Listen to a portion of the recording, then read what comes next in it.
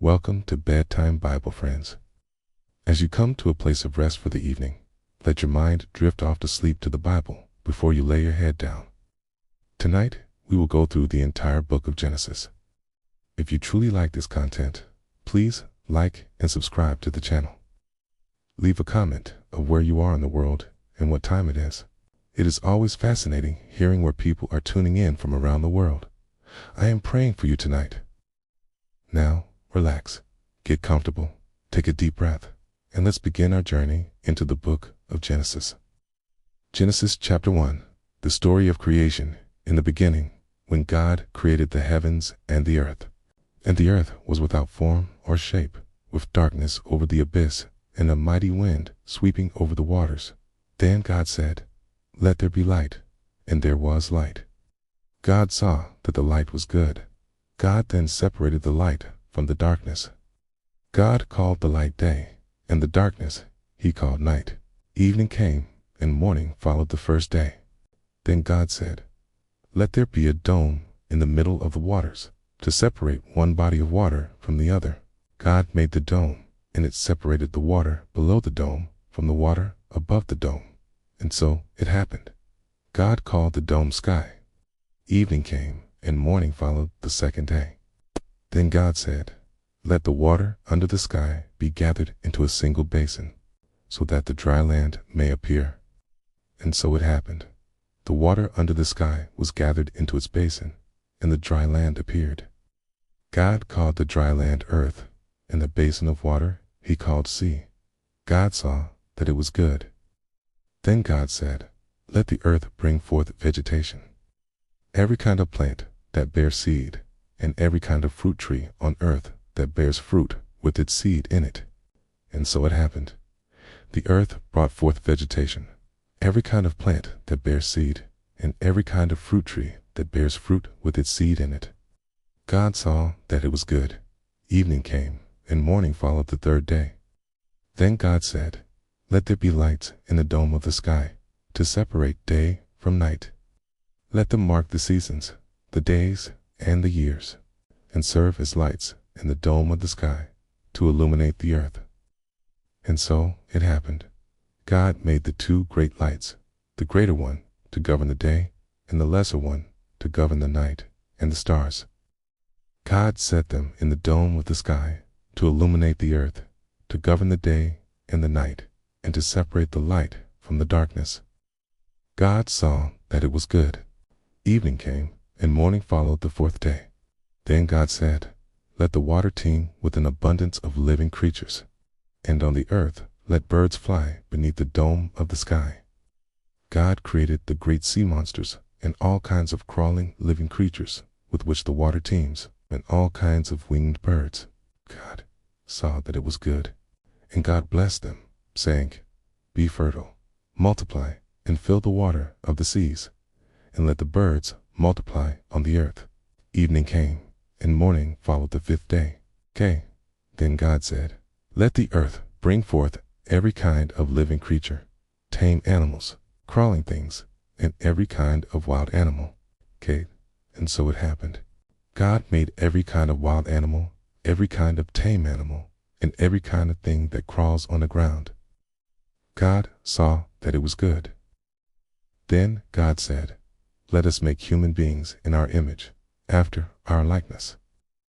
Let them have dominion over the fish of the sea, the birds of the air, the tame animals, all the wild animals, and all the creatures that crawl on the earth." God created mankind in his image.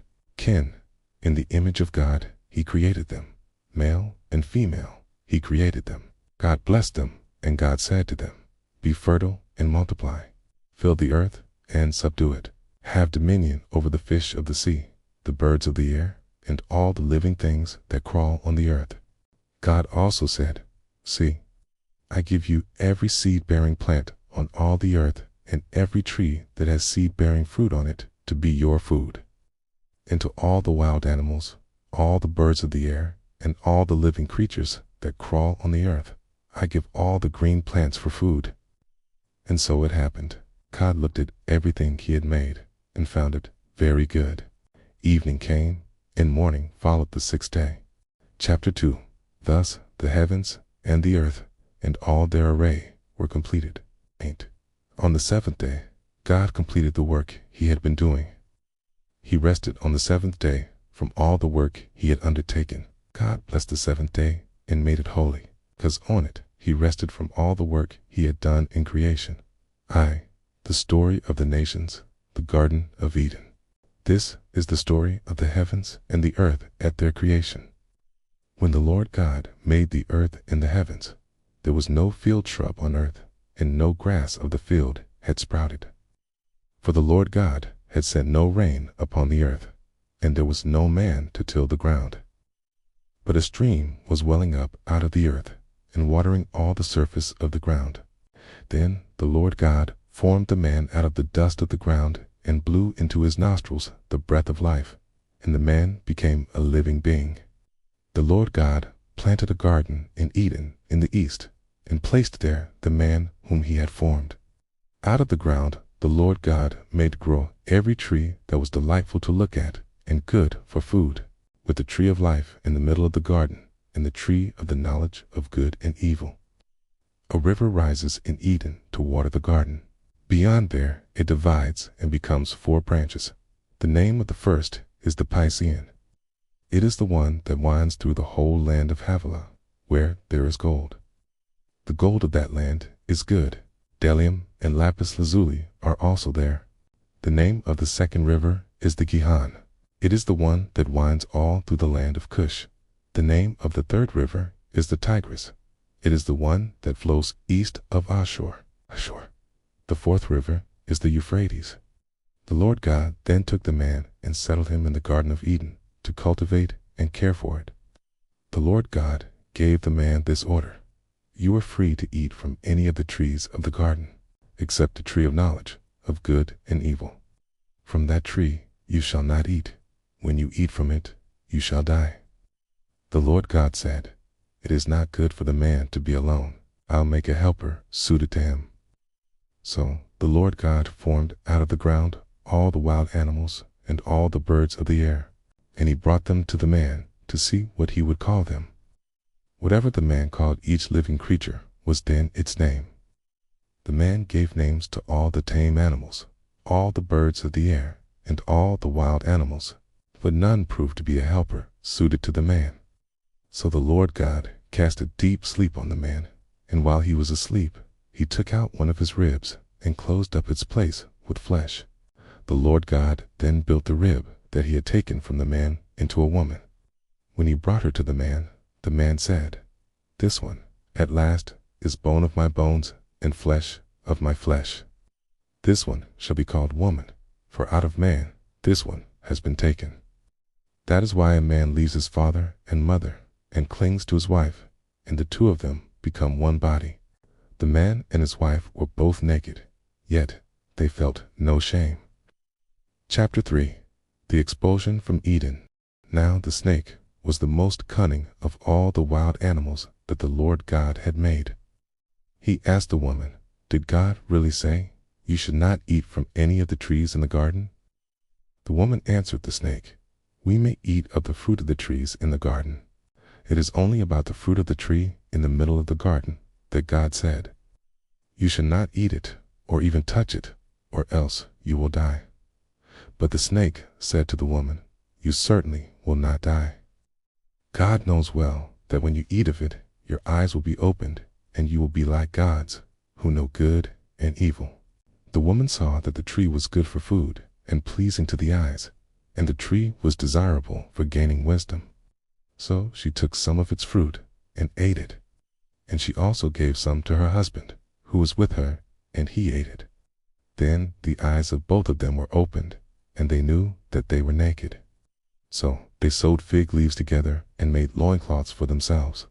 When they heard the sound of the Lord God walking about in the garden at the breezy time of the day, the man and his wife hid themselves from the Lord God among the trees of the garden.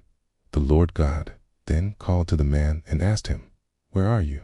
He answered, I heard you in the garden, but I was afraid, because I was naked, so I hid. Then God asked, Who told you that you were naked? Have you eaten from the tree of which I have forbidden you to eat? The man replied, The woman whom you put here with me, she gave me fruit from the tree, so I ate it.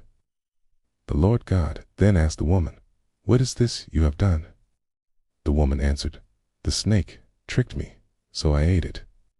Then the Lord God said to the snake, Because you have done this, cursed are you among all the animals, tame or wild. On your belly you shall crawl, and dust you shall eat all the days of your life. I will put enmity between you and the woman, and between your offspring and hers. They will strike at your head, while you strike at their heel. Okay? To the woman he said, I will intensify your toil in childbearing. In pain you shall bring forth children, yet your urge shall be for your husband, and he shall rule over you.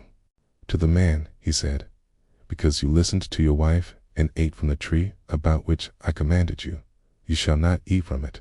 Cursed is the ground because of you. In toil you shall eat its yield all the days of your life. Thorns and thistles it shall bear for you, and you shall eat the grass of the field. By the sweat of your brow you shall eat bread until you return to the ground from which you were taken. For you are dust, and to dust you shall return. The man gave his wife the name Eve, because she was the mother of all the living. The Lord God made for the man and his wife garments of skin with which he clothed them. Then the Lord God said, See, the man has become like one of us, knowing good and evil. Now, what if he also reaches out his hand to take fruit from the tree of life, and eats of it, and lives forever? The Lord God, therefore, banished him from the Garden of Eden, to till the ground from which he had been taken. He expelled the man, stationing the cherubim and the fiery revolving sword east of the Garden of Eden, to guard the way to the tree of life. Chapter 4. Cain and Abel. The man had intercourse with his wife, Eve, and she conceived and gave birth to Cain, saying, I have produced a male child with the help of the Lord. Next, she gave birth to his brother Abel. Abel became a herder of flocks, and Cain a tiller of the ground. In the course of time, Cain brought an offering to the Lord from the fruit of the ground, while Abel, for his part, brought the fatty portion of the firstlings of his flock. The Lord looked with favor on Abel and his offering, but on Cain and his offering he did not look with favor. So Cain was very angry and dejected. Then the Lord said to Cain, Why are you angry? Why are you dejected? If you act rightly, you will be accepted. But if not, sin lies in wait at the door. Its urge is for you, yet you can rule over it. Cain said to his brother Abel, Let us go out in the field. When they were in the field, Cain attacked his brother Abel and killed him. Again, the Lord asked Cain, Where is your brother Abel? He answered, I do not know. Am I my brother's keeper? God then said, What have you done? Your brother's blood cries out to me from the ground. Now you are banned from the ground that opened its mouth to receive your brother's blood from your hand. If you till the ground, it shall no longer give you its produce. You shall become a constant wanderer on the earth. Cain said to the Lord, My punishment is too great to bear. Look, you have now banished me from the ground. I must avoid you and be a constant wanderer on the earth. Anyone may kill me at sight. Not so, the Lord said to him. If anyone kills Cain, Cain shall be avenged 7 times. So the Lord put a mark on Cain, so that no one would kill him at sight. Cain then left the Lord's presence and settled in the land of Nod, east of Eden. Descendants of Cain and Seth. Cain had intercourse with his wife, and she conceived and bore Enoch. Cain also became the founder of a city, which he named after his son Enoch.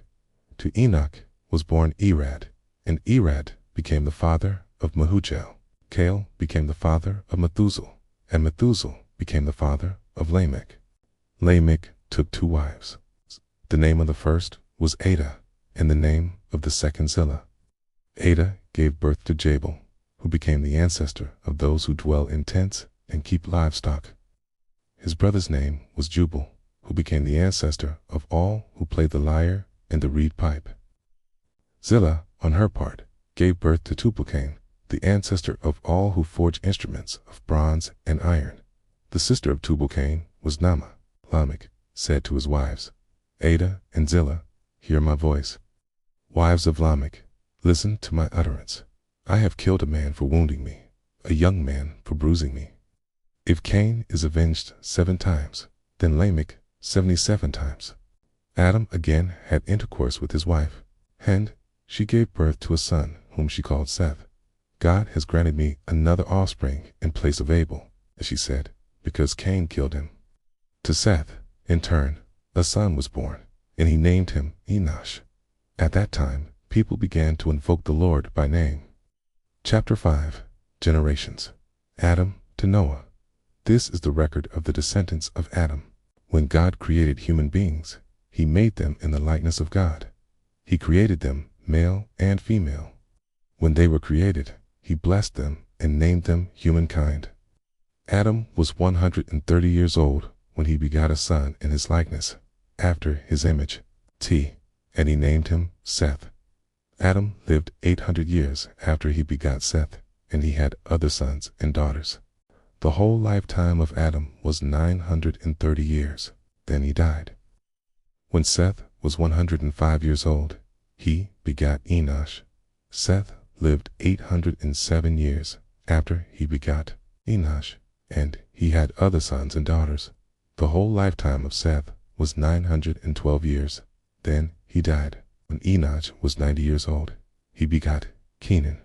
Enosh lived 815 years after he begot Kenan, and he had other sons and daughters.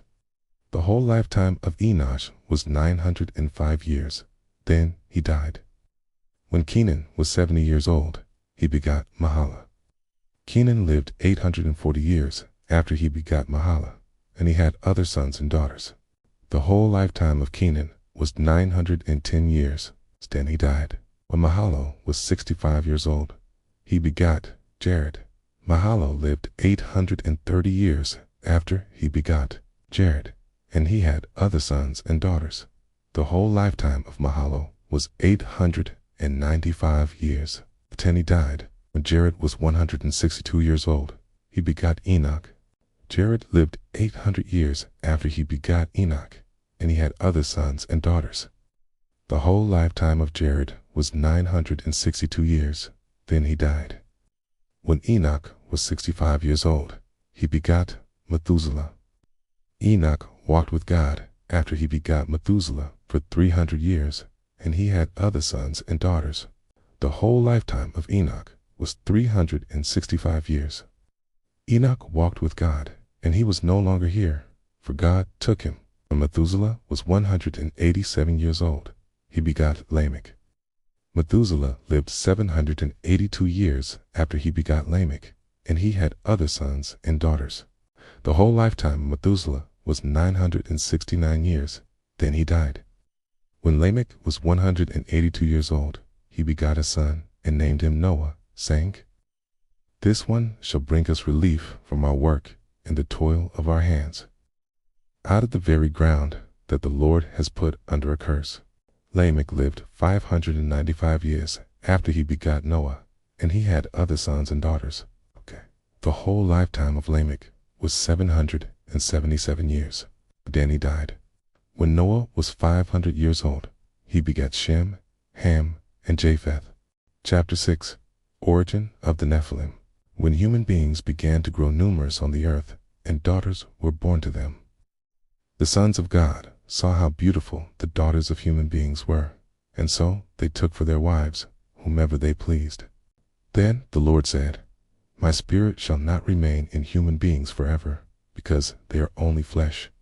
Their days shall comprise 120 years. Nephilim appeared on earth in those days, as well as later, after the sons of God had intercourse with the daughters of human beings, who bore them sons. They were the heroes of old, the men of renown. Warning of the flood. When the Lord saw how great the wickedness of human beings was on earth, and how every desire that their heart conceived was always nothing but evil, the Lord regretted making human beings on the earth, and his heart was grieved. So the Lord said, I will wipe out from the earth the human beings I have created, and not only the human beings, but also the animals and the crawling things and the birds of the air, for I regret that I made them. But Noah found favor with the Lord. These are the descendants of Noah. Noah was a righteous man and blameless in his generation. D. Noah walked with God. Noah begot 3 sons, Shem, Ham, and Japheth. But the earth was corrupt in the view of God, and full of lawlessness. When God saw how corrupt the earth had become, since all mortals had corrupted their ways on earth, God said to Noah, I see that the end of all mortals has come, for the earth is full of lawlessness because of them, so I am going to destroy them with the earth. Preparation for the flood. Make yourself an ark of gopher wood. Equip the ark with various compartments, and cover it inside and out with pitch. This is how you shall build it. The length of the ark will be 300 cubits, its width 50 cubits, and its height 30 cubits. Make an opening for daylight, and finish the ark a cubit above it. Put the ark's entrance on its side. Q will make it with bottom, second, and third decks. I, on my part, am about to bring the floodwaters on the earth, to destroy all creatures under the sky in which there is the breath of life. Everything on earth shall perish. I will establish my covenant with you. You shall go into the ark, you and your sons, your wife and your sons' wives with you. Of all living creatures, you shall bring 2 of every kind into the ark, 1 male and 1 female, to keep them alive along with you. Of every kind of bird, of every kind of animal, and of every kind of thing that crawls on the ground. 2 of each will come to you, that you may keep them alive. Moreover, you are to provide yourself with all the food that is to be eaten, and store it away, that it may serve as provisions for you and for them. Noah complied. He did just as God had commanded him. Chapter 7. Then the Lord said to Noah, Go into the ark, you and all your household. For you alone in this generation have I found to be righteous before me. Of every clean animal, take with you 7 pairs, a male and its mate. And of the unclean animals, 1 pair, a male and its mate. Likewise, of every bird of the air, 7 pairs, a male and a female, to keep their progeny alive over all the earth. For 7 days from now, I will bring rain down on the earth for 40 days and 40 nights, and so I will wipe out from the face of the earth every being that I have made. Noah complied, just as the Lord had commanded. The great flood. Noah was 600 years old when the flood came upon the earth. Together with his sons, his wife, and his sons' wives, Noah went into the ark because of the waters of the flood, of the clean animals and the unclean, of the birds, and of everything that crawls on the ground. 2 by 2, male and female, came to Noah into the ark, just as God had commanded him. When the 7 days were over, the waters of the flood came upon the earth.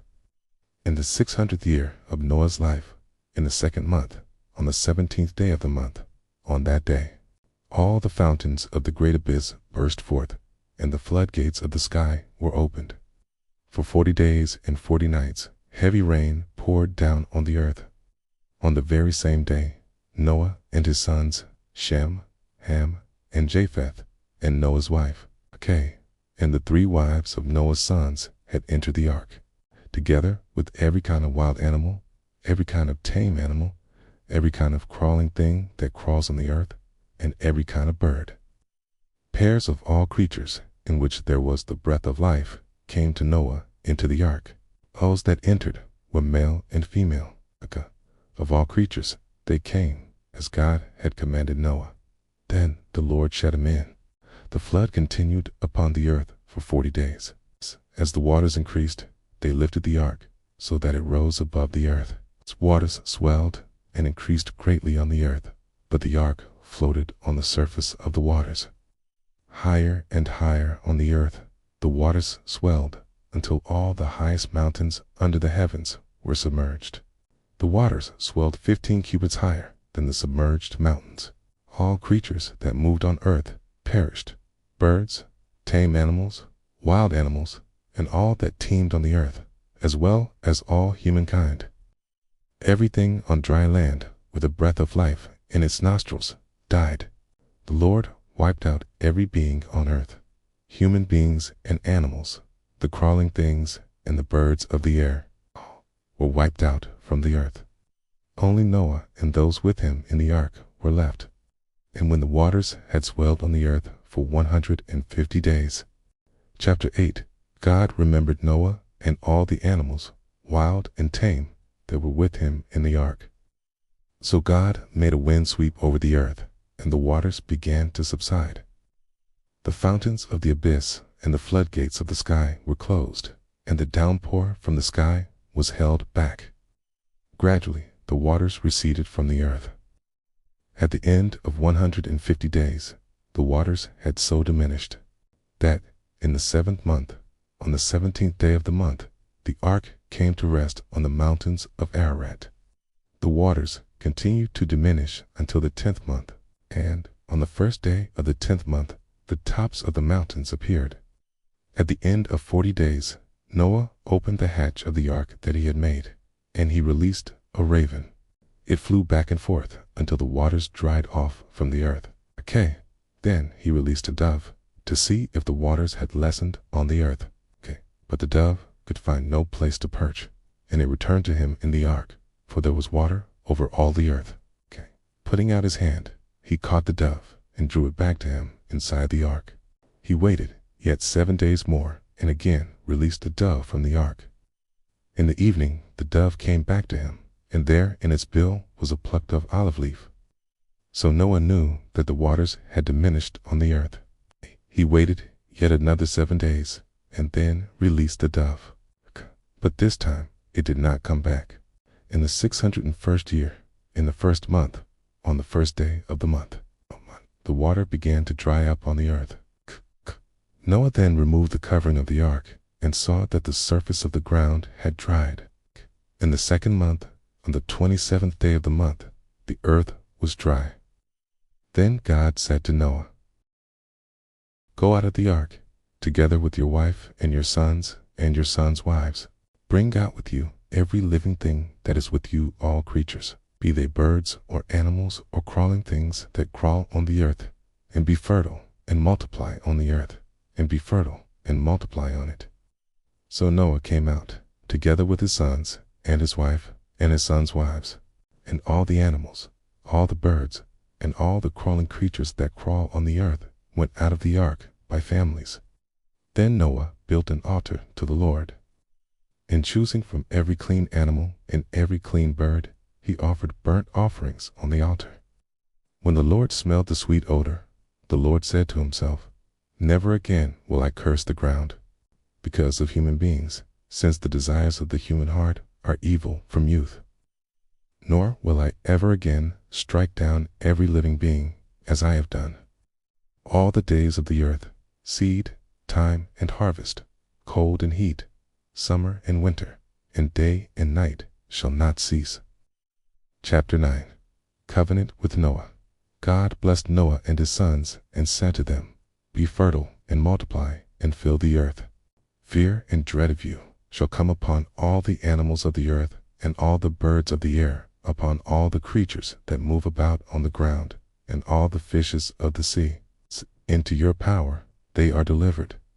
Any living creature that moves about shall be yours to eat. I give them all to you as I did the green plants. Only meat with its lifeblood still in it you shall not eat. Indeed, for your own lifeblood I will demand an accounting.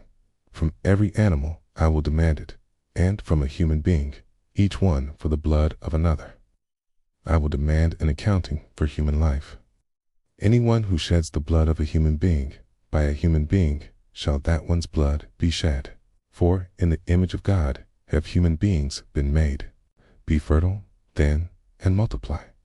Abound on earth, and subdue it." God said to Noah and to his sons with him, "See, I am now establishing my covenant with you and your descendants after you, and with every living creature that was with you, the birds, the tame animals, and all the wild animals that were with you all that came out of the ark. I will establish my covenant with you, that never again shall all creatures be destroyed by the waters of a flood. There shall not be another flood to devastate the earth. God said, "This is the sign of the covenant that I am making between me and you and every living creature with you for all ages to come." Okay. I set my bow in the clouds to serve as a sign of the covenant between me and the earth. When I bring clouds over the earth and the bow appears in the clouds, I will remember my covenant between me and you and every living creature, every mortal being, so that the waters will never again become a flood to destroy every mortal being. When the bow appears in the clouds, I will see it and remember the everlasting covenant between God and every living creature, every mortal being that is on earth.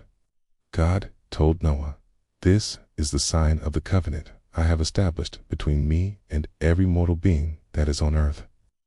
Noah and his sons. The sons of Noah who came out of the ark were Shem, Ham, and Japheth. Ham was the father of Canaan. These three were the sons of Noah, and from them the whole earth was populated. Noah, a man of the soil, was the first to plant a vineyard. He drank some of the wine, became drunk, and lay naked inside his tent. Ham, the father of Canaan, saw his father's nakedness, and he told his two brothers outside. Shem and Japheth, however, took a robe, and holding it on their shoulders, walked backward and covered their father's nakedness. Since their faces were turned the other way, they did not see their father's nakedness.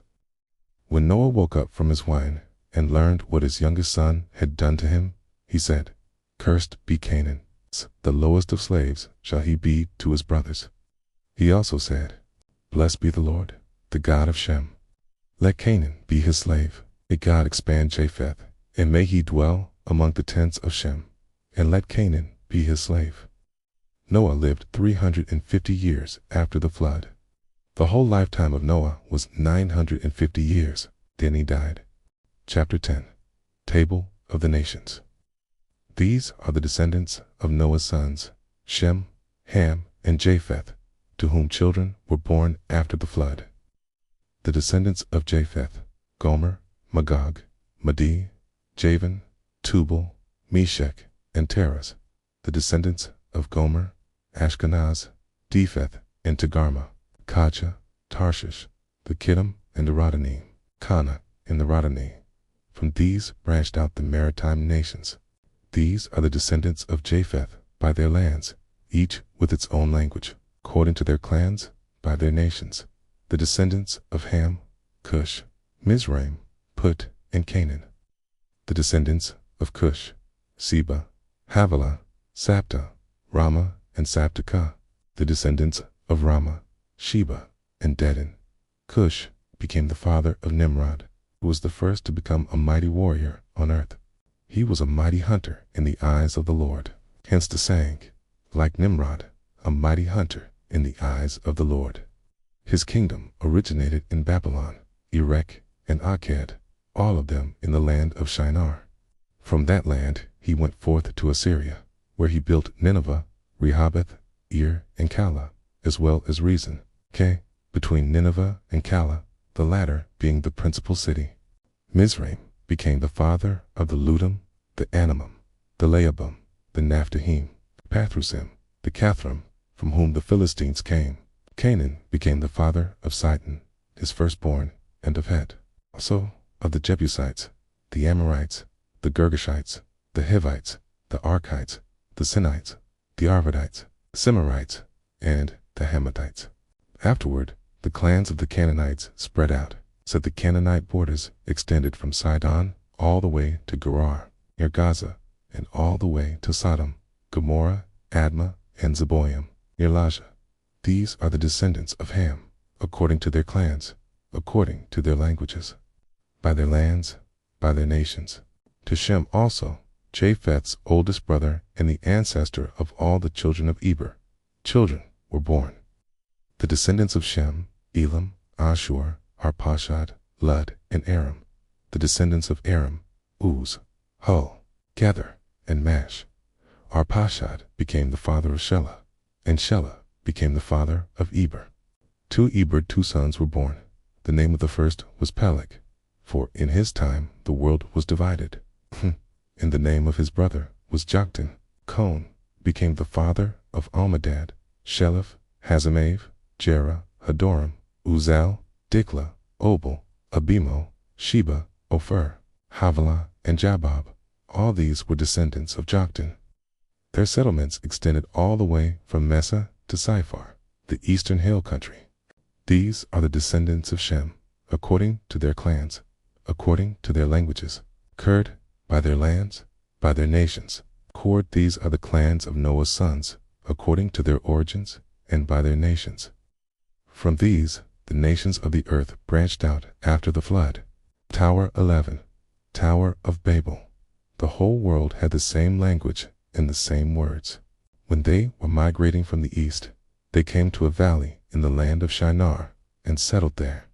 They said to one another, "Come, let us mold bricks, and harden them with fire." They used bricks for stone, and bitumen for mortar.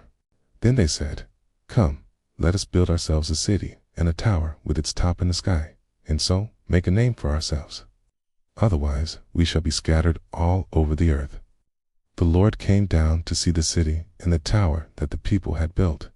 Then the Lord said, "If now, while they are one people and all have the same language, they have started to do this, nothing they presume to do will be out of their reach. Come, let us go down and there confuse their language, so that no one will understand the speech of another." So the Lord scattered them from there over all the earth, and they stopped building the city. That is why it was called Babel, because there the Lord confused the speech of all the world. From there the Lord scattered them over all the earth, descendants from Shem to Abraham. These are the descendants of Shem. When Shem was 100 years old, he begot Arpachshad, 2 years after the flood. Shem lived 500 years after he begot Arpachshad, and he had other sons and daughters. When Arpachshad was 35 years old, he begot Shelah. Arpachshad lived 403 years after he begot Shelah, and he had other sons and daughters. When Shelah was 30 years old, he begot Eber. Shelah lived 403 years after he begot Eber, and he had other sons and daughters. When Eber was 34 years old, he begot Peleg. Eber lived 430 years after he begot Peleg, and he had other sons and daughters. When Peleg was 30 years old, he begot Reu. Peleg lived 209 years after he begot Reu, and he had other sons and daughters. When Reu was 32 years old, he begot Sarag. Reu lived 207 years after he begot Sarag, and he had other sons and daughters. When Sarag was 30 years old, he begot Nar. Sarag lived 200 years after he begot Nar, and he had other sons and daughters. When Nar was 29 years old, he begot Terah. Nar lived 119 years after he begot Terah, and he had other sons and daughters. When Terah was 70 years old, he begot Abram, Nar, and Haran. B2. The story of the ancestors of Israel. Terah. These are the descendants of Terah. Terah begat Abram, Nar, and Haran begat Lot. Haran died before Terah his father, in his native land, in Ur of the Chaldeans. Abram and Nar took wives. The name of Abram's wife was Sarai, and the name of Nahar's wife was Milcah, daughter of Haran, the father of Milcah and Iscah. See, Sarai was barren. She had no child. Terah took his son Abram, his grandson Lot, son of Haran, and his daughter-in-law Sarai, the wife of his son Abram, brought them out of Ur of the Chaldeans to go to the land of Canaan. But when they reached Haran, they settled there. The lifetime of Terah was 205 years. Then Terah died in Haran. Chapter 12. Abram's call and migration. The Lord said to Abram, "Go forth from your land, your relatives, and from your father's house to a land that I will show you. I will make of you a great nation, and I will bless you. I will make your name great, so that you will be a blessing. I will bless those who bless you, and curse those who curse you. All the families of the earth will find blessing in you." Abram went as the Lord directed him, and Lot went with him. Abram was 75 years old when he left Haran. Abram took his wife Sarai, his brother's son Lot, all the possessions that they had accumulated, and the persons they had acquired in Haran, and they set out for the land of Canaan. When they came to the land of Canaan, Abram passed through the land as far as the sacred place at Shechem by the oak of Moreh. The Canaanites were then in the land. The Lord appeared to Abram and said, "To your descendants I will give this land." So Abram built an altar there to the Lord who had appeared to him. From there he moved on to the hill country east of Bethel, pitching his tent with Bethel to the west and Ai to the east. He built an altar there to the Lord and invoked the Lord by name. Then Abram journeyed on by stages to the Negeb. Abram and Sarai in Egypt. There was famine in the land, so Abram went down to Egypt to sojourn there, since the famine in the land was severe. When he was about to enter Egypt, he said to his wife Sarai, "I know that you are a beautiful woman. When the Egyptians see you, they will say, 'She is his wife.' Then they will kill me, but let you live. Please say, therefore, that you are my sister, so that I may fare well on your account, and my life may be spared for your sake." When Abram arrived in Egypt, the Egyptians saw that the woman was very beautiful. When Pharaoh's officials saw her, they praised her to Pharaoh, and the woman was taken into Pharaoh's house. Abram fared well on her account, and he acquired sheep, oxen, male and female servants, male and female donkeys, and camels. But the Lord struck Pharaoh and his household with severe plagues because of Sarai, Abram's wife. Then Pharaoh summoned Abram and said to him, "How could you do this to me? Why did you not tell me she was your wife? Why did you say, 'She is my sister,' so that I took her for my wife? Now, here is your wife. Take her and leave." Then Pharaoh gave his men orders concerning Abram, and they sent him away with his wife and all that belonged to him. Chapter 13. Abram and Lot part. From Egypt, Abram went up to the Negeb with his wife and all that belonged to him, and Lot went with him. Now, Abram was very rich in livestock, silver, and gold. From the Negeb, he traveled by stages toward Bethel, to the place between Bethel and Ai, where his tent had formerly stood, the site where he had first built the altar, and there Abram invoked the Lord by name. Lot, who went with Abram, also had flocks and herds and tents, so that the land could not support them if they stayed together. Their possessions were so great that they could not live together. There were quarrels between the herders of Abram's livestock and the herders of Lot's livestock. At this time the Canaanites and the Perizzites were living in the land. So Abram said to Lot, "Let there be no strife between you and me, or between your herders and my herders, for we are kindred. Is not the whole land available? Please separate from me. If you prefer the left, I will go to the right. If you prefer the right, I will go to the left." Lot looked about and saw how abundantly watered the whole Jordan plain was, as far as Zoar, like the Lord's own garden, or like Egypt. This was before the Lord had destroyed Sodom and Gomorrah. Lot, therefore, chose for himself the whole Jordan plain and set out eastward. Thus they separated from each other. Abram settled in the land of Canaan, while Lot settled among the cities of the plain, pitching his tents near Sodom. Now the inhabitants of Sodom were wicked, great sinners against the Lord.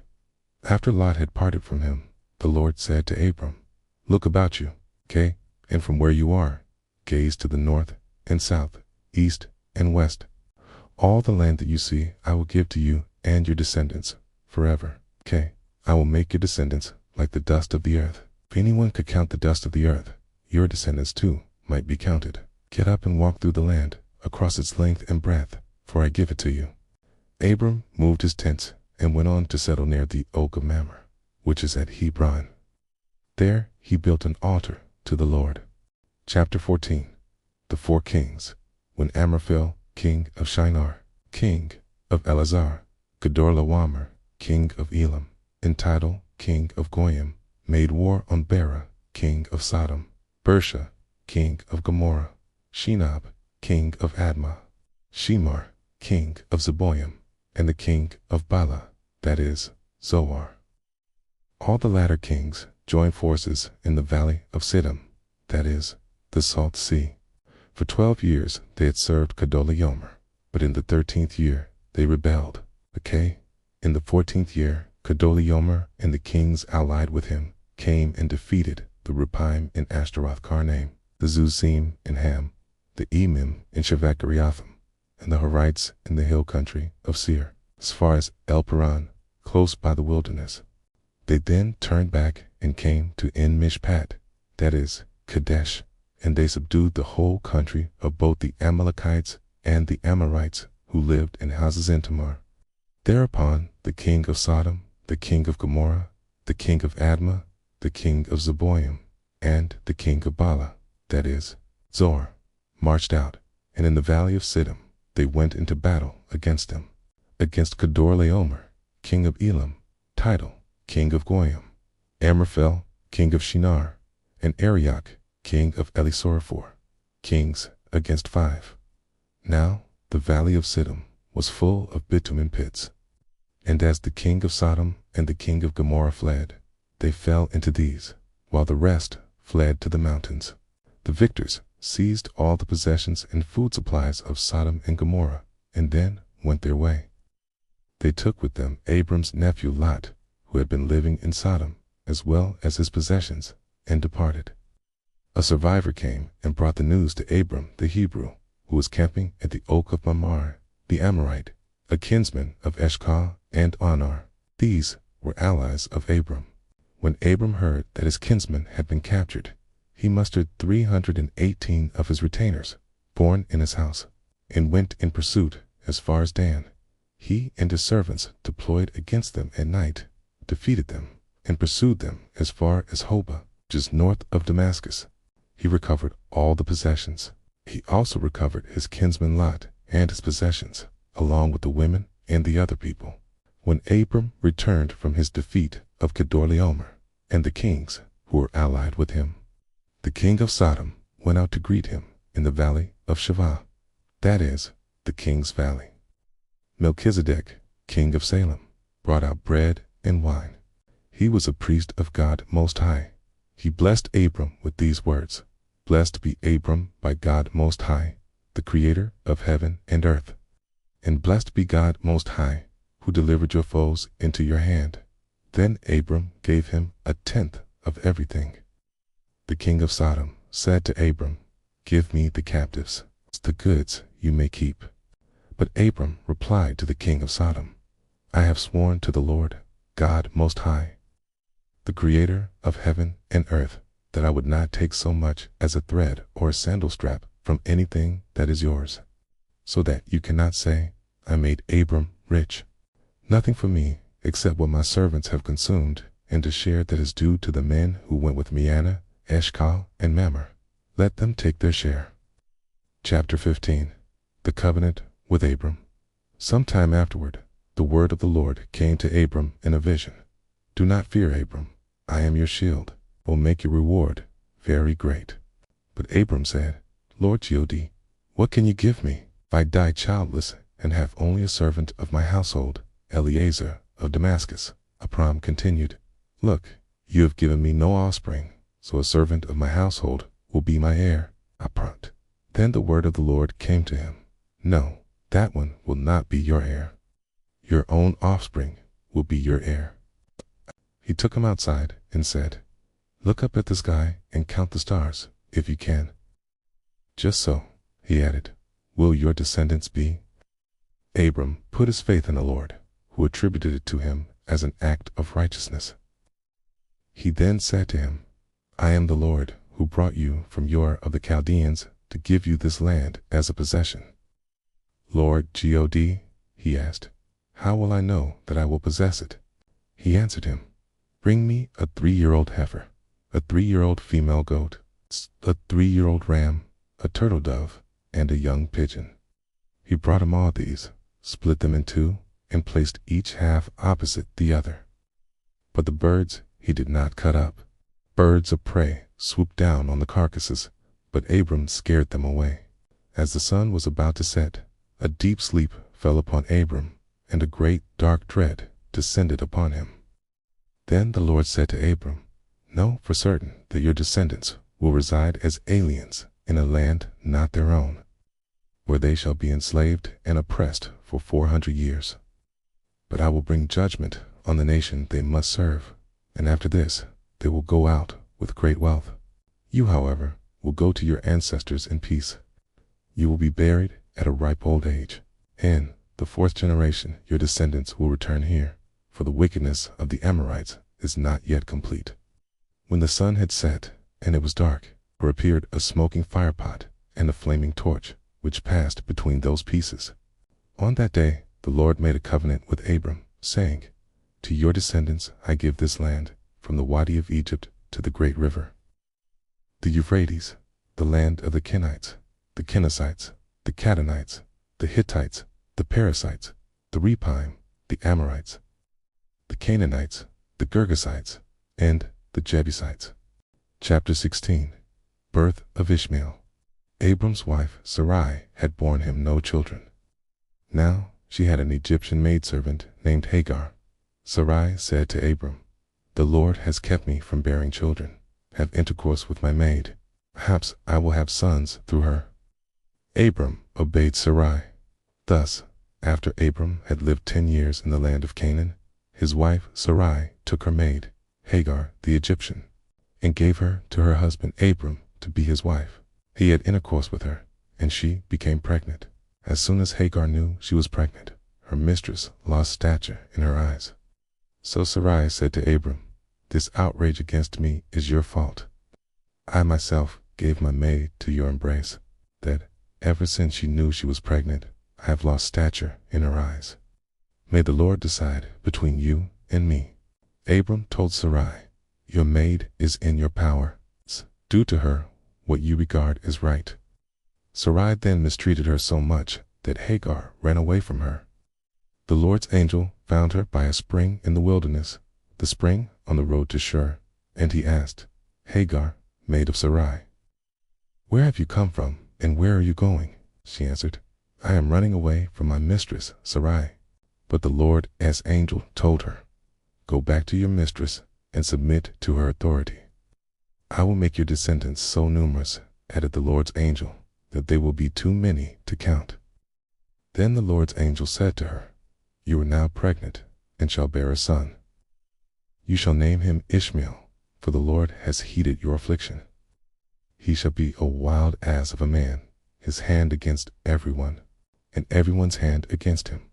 Alongside all his kindred shall he encamp." To the Lord who spoke to her, she gave a name, saying, "You are God who sees me." She meant, "Have I really seen God and remained alive after he saw me?" That is why the well is called Birla Hai I. It is between Kadesh and Bered.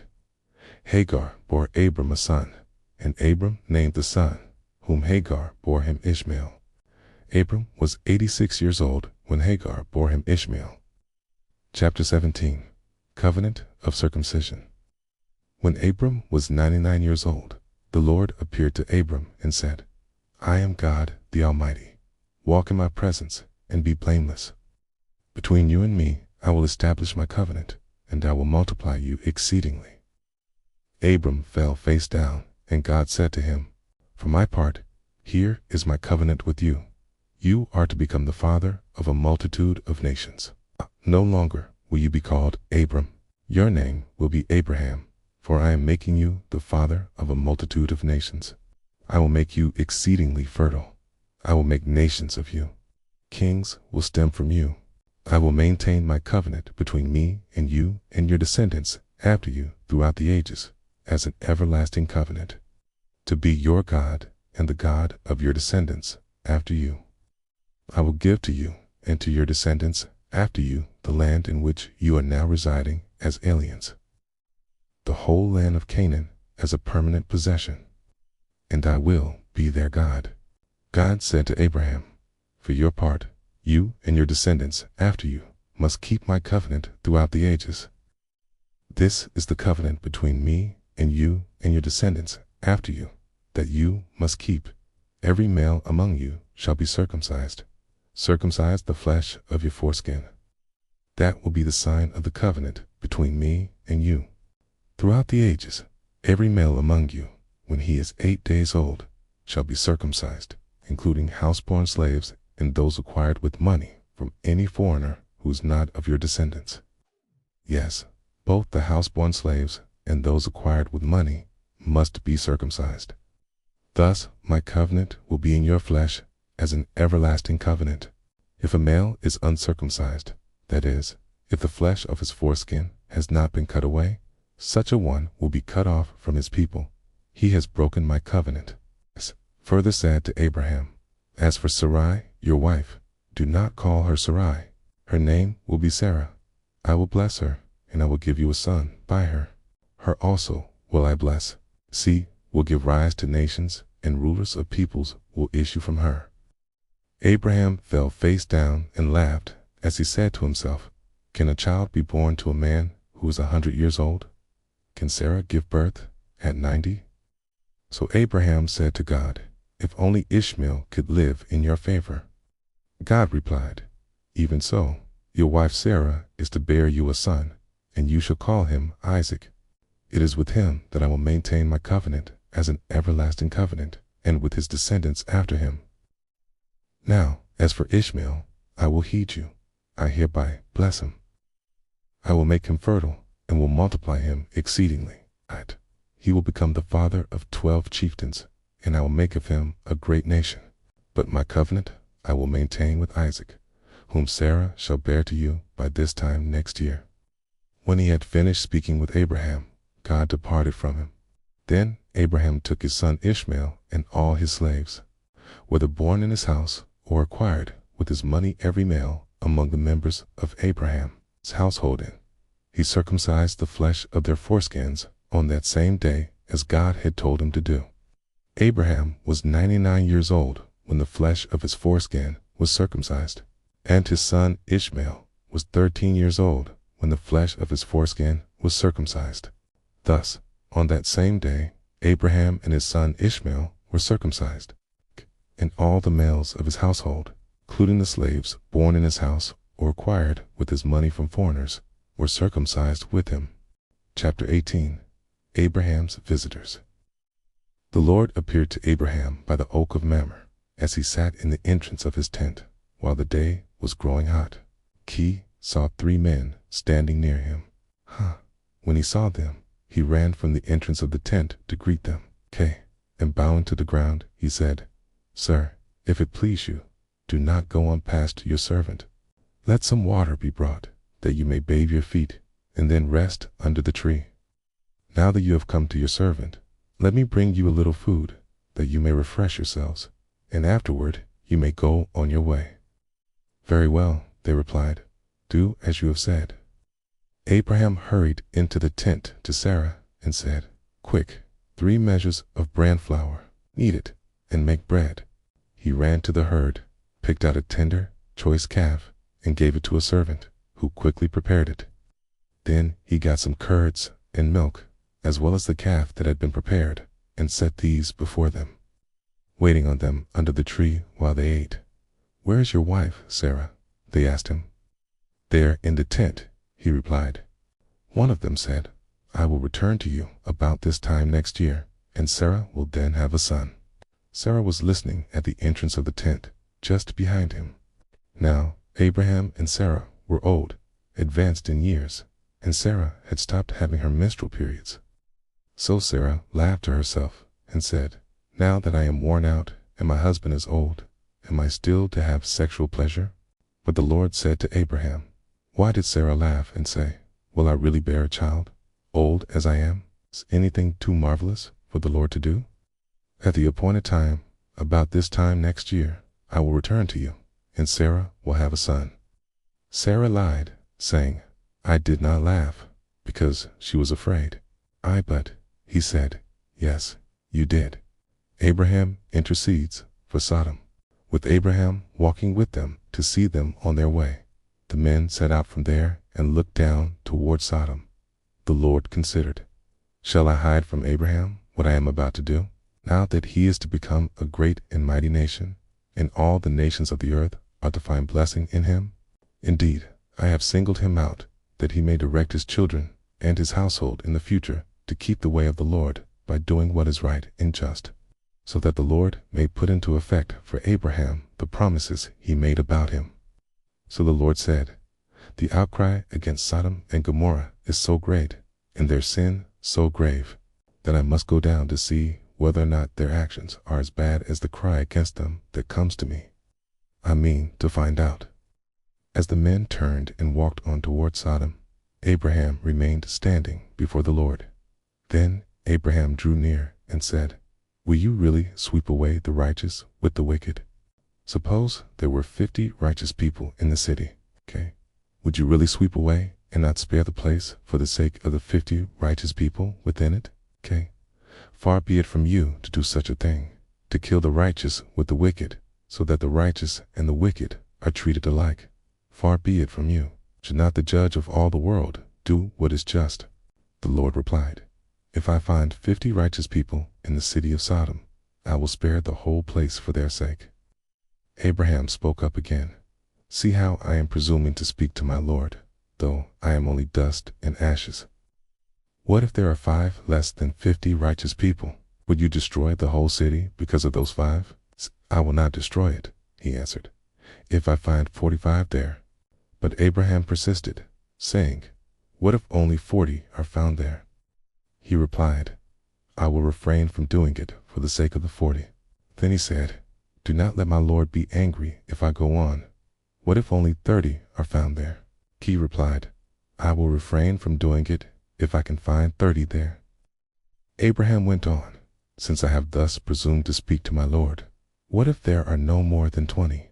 I will not destroy it, he answered, for the sake of the 20. But he persisted, please, do not let my Lord be angry if I speak up this last time. What if 10 are found there?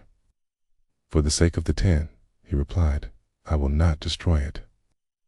The Lord departed as soon as he had finished speaking with Abraham, and Abraham returned home. Chapter 19.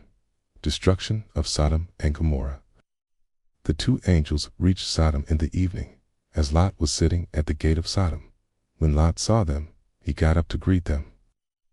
And bowing down with his face to the ground, he said, please, my lords, come aside into your servant's house for the night, and bathe your feet. You can get up early to continue your journey. But they replied, no, we will pass the night in the town square. Kay urged them so strongly, however, that they turned aside to his place and entered his house. He prepared a banquet for them, baking unleavened bread, and they dined. Before they went to bed, the townsmen of Sodom, both young and old, all the people, to the last man, surrounded the house. They called to Lot and said to him, where are the men who came to your house tonight? Bring them out to us, that we may have sexual relations with them. Lot went out to meet them at the entrance. When he had shut the door behind him, he said, I beg you, my brothers, do not do this wicked thing. I have 2 daughters who have never had sexual relations with men. Let me bring them out to you, and you may do to them as you please. But do not do anything to these men, for they have come under the shelter of my roof. They replied, stand back. This man, they said, came here as a resident alien, and now he dares to give orders. We will treat you worse than them.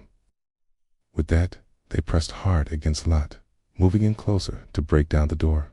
But his guests put out their hands, pulled Lot inside with them, and closed the door. They struck the men at the entrance of the house, small and great, with such a blinding light that they were utterly unable to find the doorway.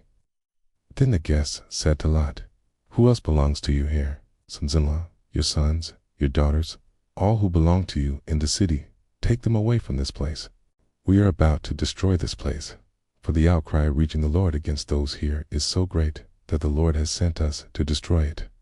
So Lot went out and spoke to his sons-in-law, who had contracted marriage with his daughters. Come on, leave this place, he told them.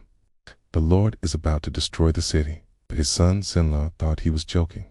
As dawn was breaking, the angels urged Lot on, saying, come on, take your wife with you and your 2 daughters who are here, or you will be swept away in the punishment of the city. When he hesitated, the men, because of the Lord's compassion for him, seized his hand in the hands of his wife and his 2 daughters and led them to safety outside the city. As soon as they had brought them outside, they said, "Flee for your life. Do not look back or stop anywhere on the plain. Flee to the hills at once, or you will be swept away." "Oh no, my lord Lot," replied to them. "You have already shown favor to your servant, doing me the great kindness of saving my life. But I cannot flee to the hills, or the disaster will overtake and kill me. Look, this town ahead is near enough to escape to. It is only a small place. Let me flee. There is not a small place to save my life." "Well then," he replied, "I grant you this favor too. I will not overthrow the town you have mentioned, or escape there. I cannot do anything until you arrive there. That is why the town is called Zoar." The sun had risen over the earth when Lot arrived in Zoar, and the Lord rained down sulfur upon Sodom and Gomorrah, fire from the Lord out of heaven. He overthrew those cities and the whole plain, together with the inhabitants of the cities and the produce of the soil. But Lot's wife looked back, and she was turned into a pillar of salt. The next morning Abraham hurried to the place where he had stood before the Lord. As he looked down toward Sodom and Gomorrah and the whole region of the plain, he saw smoke over the land rising like the smoke from a kiln. When God destroyed the cities of the plain, he remembered Abraham and sent Lot away from the upheaval that occurred when God overthrew the cities where Lot had been living, Moabites and Ammonites. Since Lot was afraid to stay in Zoar, he and his 2 daughters went up from Zoar and settled in the hill country, where he lived with his 2 daughters in a cave. The firstborn said to the younger, "Our father is getting old, and there is not a man in the land to have intercourse with us, as is the custom everywhere. Come, let us ply our father with wine, and then lie with him, that we may ensure posterity by our father." So that night they plied their father with wine, and the firstborn went in and lay with her father. But he was not aware of her lying down or getting up. The next day the firstborn said to the younger, "Last night I lay with my father. Let us ply him with wine again tonight, and then you go in and lie with him, that we may ensure posterity by our father." So that night, too, they plied their father with wine, and then the younger one went in and lay with him. But he was not aware of her lying down or getting up. Thus the 2 daughters of Lot became pregnant by their father. The firstborn gave birth to a son whom she named Moab, saying, "For my father, he is the ancestor of the Moabites of today." The younger one, too, gave birth to a son, and she named him Ammon, saying, "The son of my kin. He is the ancestor of the Ammonites of today." Chapter 20. Abraham at Gerar. From there, Abraham journeyed on to the region of the Negeb, where he settled between Kadesh and Shur. While he resided in Gerar as an alien, Abraham said of his wife Sarah, "She is my sister." So Abimelech, king of Gerar, sent and took Sarah. But God came to Abimelech in a dream one night and said to him, "You are about to die because of the woman you have taken, for she has a husband." Abimelech, who had not approached her, said, "O Lord, would you kill an innocent man? Was he not the one who told me, 'She is my sister'? She herself also stated, 'He is my brother.' I acted with pure heart and with clean hands." God answered him in the dream, "Yes, I know you did it with a pure heart. In fact, it was I who kept you from sinning against me. That is why I did not let you touch her. So now, return the man's wife, so that he may intercede for you, since he is a prophet, that you may live. If you do not return her, you can be sure that you and all who are yours will die." Early the next morning, Abimelech called all his servants and informed them of everything that had happened, and the men were filled with fear. Then Abimelech summoned Abraham and said to him, "What have you done to us? What wrong did I do to you that you would have brought such great guilt on me and my kingdom? You have treated me in an intolerable way. What did you have in mind," Abimelech asked him, "that you would do such a thing?" Abraham answered, I thought there would be no fear of God in this place, and so they would kill me on account of my wife. Besides, she really is my sister, but only my father's daughter, not my mother's, and so she became my wife.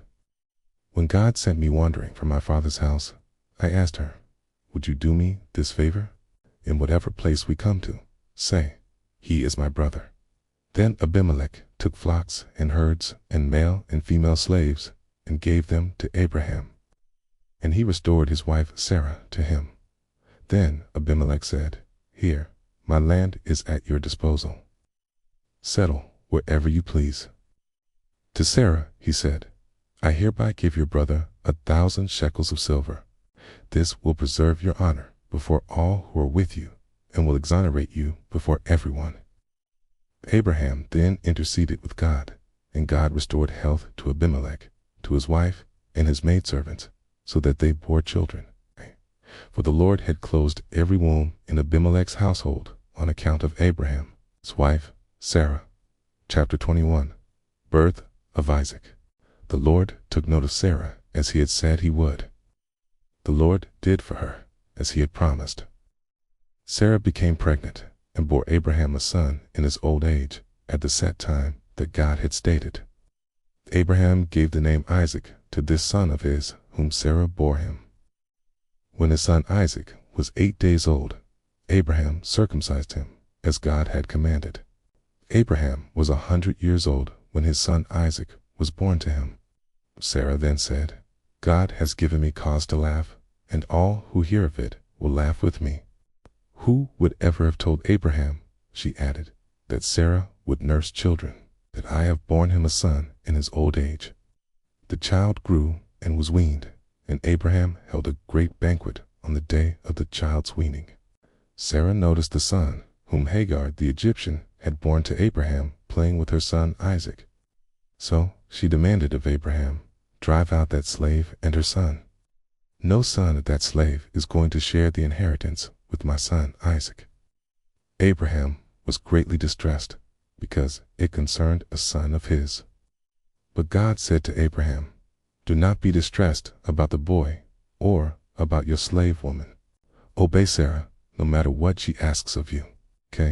For it is through Isaac that descendants will bear your name. As for the son of the slave woman, I will make a nation of him also, since he, too, is your offspring. Early the next morning, Abraham got some bread and a skin of water and gave them to Hagar. Then, placing the child on her back, he sent her away. As she roamed aimlessly in the wilderness of Beersheba, the water in the skin was used up. So she put the child down under one of the bushes, and then went and sat down opposite him, about a bow shot away. For she said to herself, I cannot watch the child die. As she sat opposite him, she wept aloud. God heard the boy's voice, and God's angel called to Hagar from heaven. What is the matter, Hagar? Do not fear. God has heard the boy's voice in this plight of his. Get up, lift up the boy, and hold him by the hand, for I will make of him a great nation. Then God opened her eyes, and she saw a well of water. She went and filled the skin with water, and then let the boy drink. God was with the boy as he grew up. He lived in the wilderness and became an expert bowman. He lived in the wilderness of Paran. His mother got a wife for him from the land of Egypt, the covenant at Beersheba. At that time, Abimelech, accompanied by Phicol, the commander of his army, said to Abraham, God is with you in everything you do. So now swear to me by God at this place that you will not deal falsely with me or with my progeny and posterity, but will act as loyally toward me in the land in which you reside, as I have acted toward you. Abraham replied, I so swear. Abraham, however, reproached Abimelech about a well that Abimelech's servants had seized by force. I have no idea who did that, Abimelech replied. Fact, you never told me about it, nor did I ever hear of it until now. Then Abraham took sheep and cattle and gave them to Abimelech, and the two made a covenant. Abraham also set apart 7 away lambs of the flock. And Abimelech asked him, What is the purpose of these 7 away lambs that you have set apart?" Abraham answered, "The 7 away lambs you shall accept for me, that you may be my witness that I dug this well."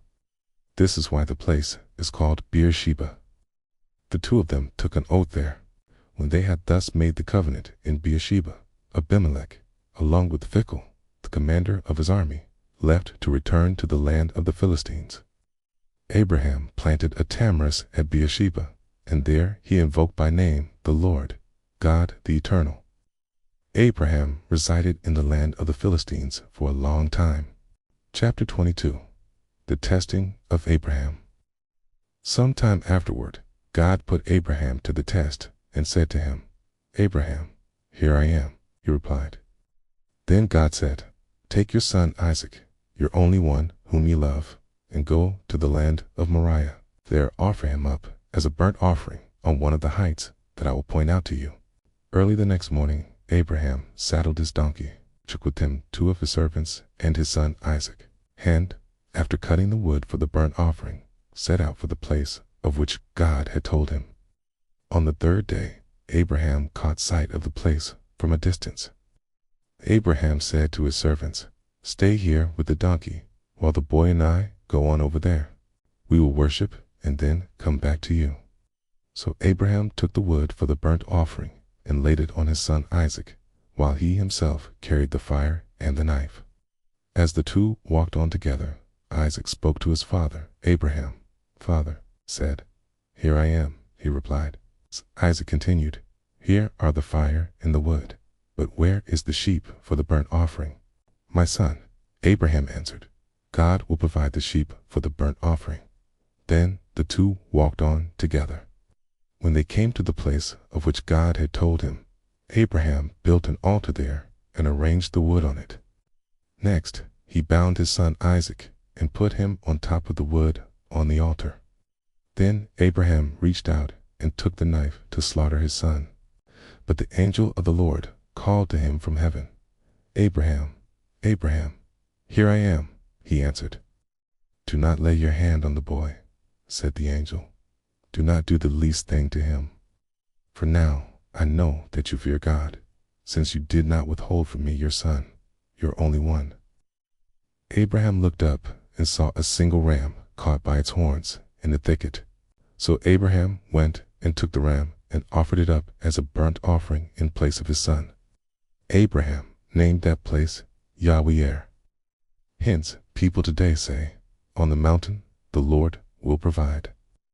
A second time, the angel of the Lord called to Abraham from heaven and said, "I swear by my very self-oracle of the Lord, that because you acted as you did, in not withholding from me your son, your only one, I will bless you and make your descendants as countless as the stars of the sky and the sands of the seashore. Your descendants will take possession of the gates of their enemies, and in your descendants all the nations of the earth will find blessing, because you obeyed my command." Abraham then returned to his servants, and they set out together for Beersheba, where Abraham lived, Nahor's descendants. Sometime afterward, the news came to Abraham, "Milcah too has borne sons to your brother Nah, Uz's firstborn, his brother Buz, Kemuel, the father of Aram-Chest, Hazal, Pildash, Jidlaph, and Bethuel. Bethuel became the father of Rebekah. These 8 Milcah bore to Nah, Abraham's brother. His concubine, whose name was Reumah, also bore children, Tebah, Kahash, and Maishech. Chapter 23. Purchase of a burial plot. The span of Sarah's life was 127 years. She died in Kiriath-Arba, now Hebron, the land of Canaan, and Abraham proceeded to mourn and weep for her. Then he left the side of his deceased wife and addressed the Hittites, "Although I am a resident alien among you, sell me from your holdings a burial place, that I may bury my deceased wife." The Hittites answered Abraham, "Please, sir, listen to us. You are a mighty leader among us. Bury your dead in the choicest of our burial sites. None of us would deny you his burial ground for the burial of your dead." Abraham, however, proceeded to bow low before the people of the land, the Hittites, and said to them, if you will allow me room for burial of my dead, listen to me. Intercede for me with Ephron, son of Zohar, so that he will sell me the cave of Machpelah that he owns. It is at the edge of his field. Let him sell it to me in your presence at its full price for a burial place. Now Ephron was sitting with the Hittites. So Ephron the Hittite replied to Abraham in the hearing of the Hittites, all who entered the gate of his city, "Please, sir, listen to me. I give you both the field and the cave in it. In the presence of my people, I give it to you. Bury your dead." But Abraham, after bowing low before the people of the land, addressed Ephron in the hearing of these men, "If only you would please listen to me, I will pay you the price of the field. Set it for me, that I may bury my dead there." Ephron replied to Abraham, "Please, sir, listen to me. A piece of land worth 400 shekels of silver, what is that between you and me? Bury your dead." Abraham accepted Ephron's terms. He weighed out to him the silver that Ephron had stipulated in the hearing of the Hittites. 400 shekels of silver at the current market value. Thus Ephron's field in Machpelah, facing Mamre, together with its cave and all the trees anywhere within its limits, was conveyed to Abraham by purchase in the presence of the Hittites, all who entered the gate of Ephron's city. After this, Abraham buried his wife Sarah in the cave of the field of Machpelah, facing Mamre, now Hebron, the land of Canaan. Thus the field with its cave was transferred from the Hittites to Abraham as a burial place. Chapter 24. Isaac and Rebekah. Abraham was old, having seen many days, and the Lord had blessed him in every way. Abraham said to the senior servant of his household, who had charge of all his possessions, "Put your hand under my thigh.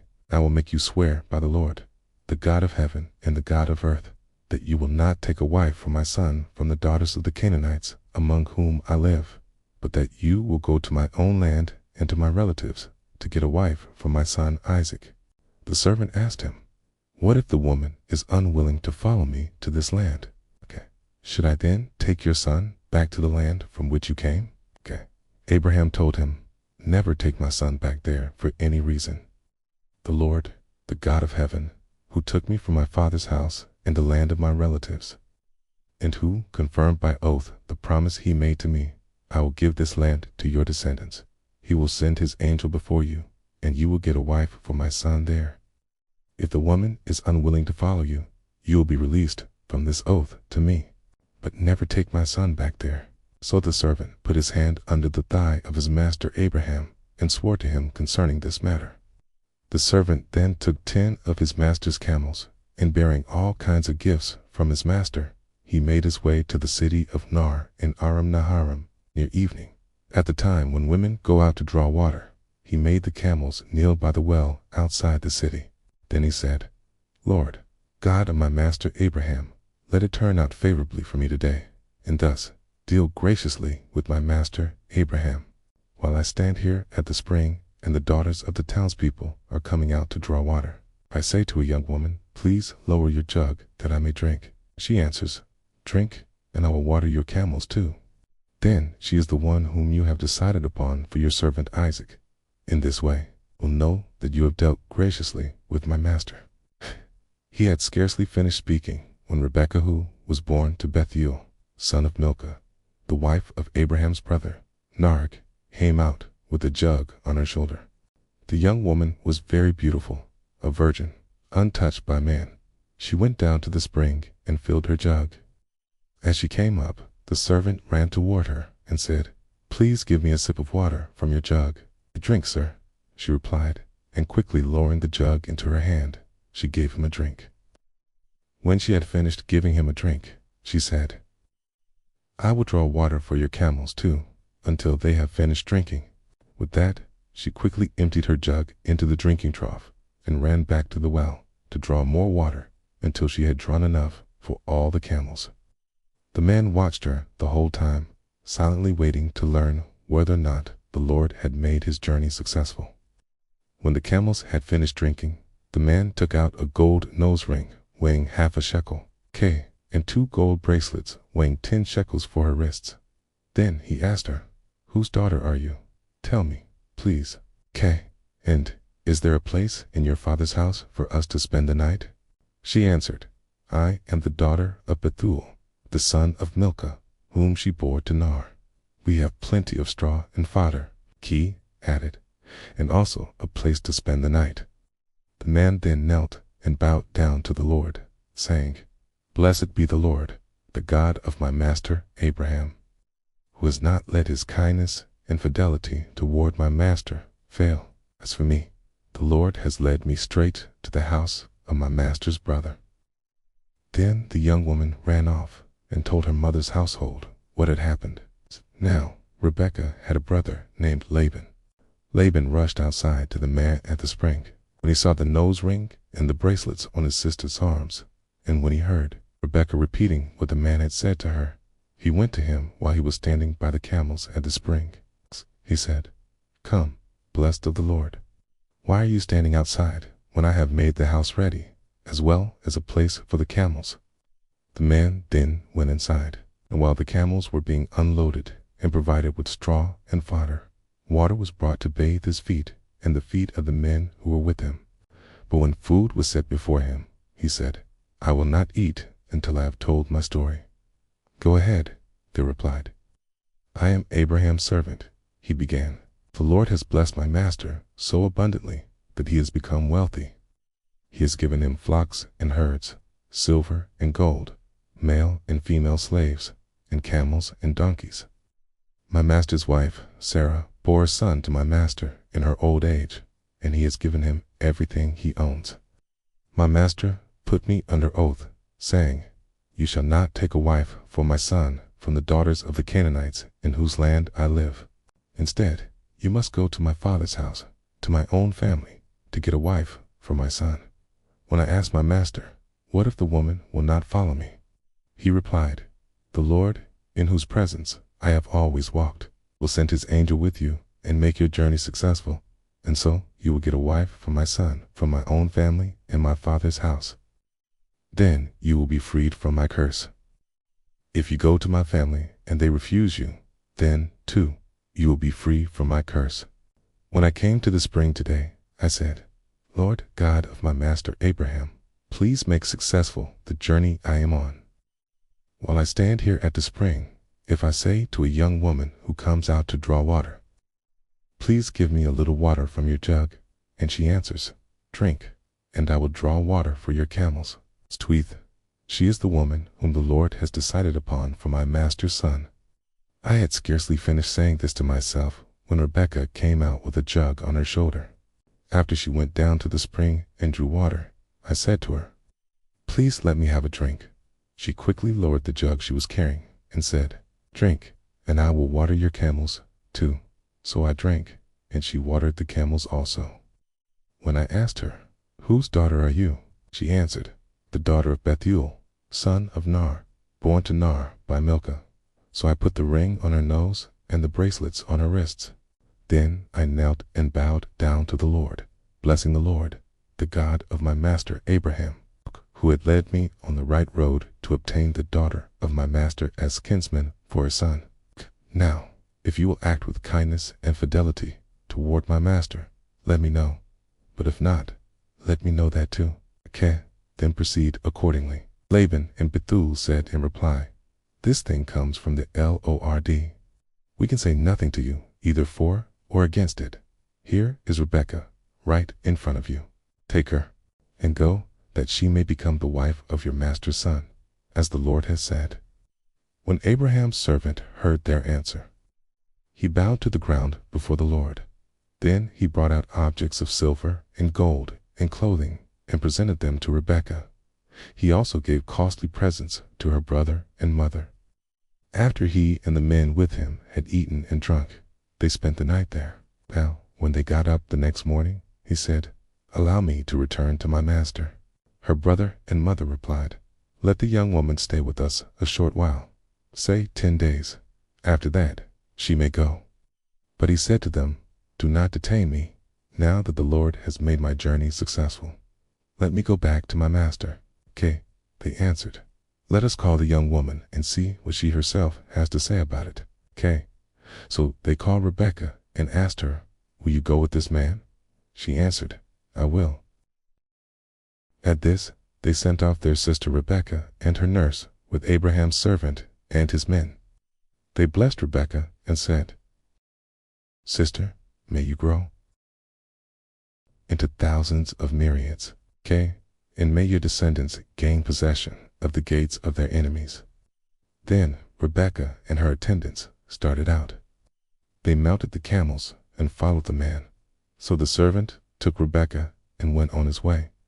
Meanwhile, Isaac had gone from Beer-lahai and was living in the region of the Negeb. One day, toward evening, he went out to walk in the field and caught sight of camels approaching. Rebekah, too, caught sight of Isaac and got down from her camel. She asked the servant, who is the man over there walking through the fields toward us? That is my master, replied the servant. Then she took her veil and covered herself. The servant recounted to Isaac all the things he had done. Then Isaac brought Rebekah into the tent of his mother Sarah. He took Rebekah as his wife. Isaac loved her and found solace after the death of his mother. Chapter 25. Abraham's sons by Keturah. Abraham took another wife, whose name was Keturah. She bore him Zimran, Jokshan, Medan, Midian, Ishbak, and Shua. Jokshan became the father of Sheba and Dedan. The descendants of Dedan were the Asheram, the Letashim, and the Leamim. The descendants of Midian were Ephah, Hanok, Abidah, and Eldah. All of these were descendants of Keturah. Abraham gave everything that he owned to his son Isaac, to the sons of his concubines. However, he gave gifts while he was still living, as he sent them away eastward to the land of Kedem, away from his son Isaac. Death of Abraham. The whole span of Abraham's life was 175 years. Then he breathed his last, dying at a ripe old age, grown old after a full life, and he was gathered to his people. His sons Isaac and Ishmael buried him in the cave of Machpelah, in the field of Ephron, son of Zohar the Hittite, which faces Mamre, the field that Abraham had bought from the Hittites. There he was buried next to his wife Sarah, after the death of Abraham. God blessed his son Isaac, who lived near Beer-lahai, descendants of Ishmael. These are the descendants of Abraham's son Ishmael, whom Hagar the Egyptian, Sarah's slave, bore to Abraham. These are the names of Ishmael's sons, listed in the order of their birth. Ishmael's firstborn, Nebaioth, Kedor, Adbeel, Mibsam, Mishma, Duma, Massa, Hadad, Tema, Jeter, Naphish, and Kedema. These are the sons of Ishmael, their names by their villages and encampments, 12 chieftains of his many tribal groups. The span of Ishmael's life was 137 years. After he had breathed his last and died, he was gathered to his people. The Ishmaelites ranged from Havilah by Shur, which is on the border of Egypt, all the way to Ashur, and they pitched camp alongside their various kindred. Birth of Esau and Jacob. These are the descendants of Isaac, son of Abraham. Begot Isaac.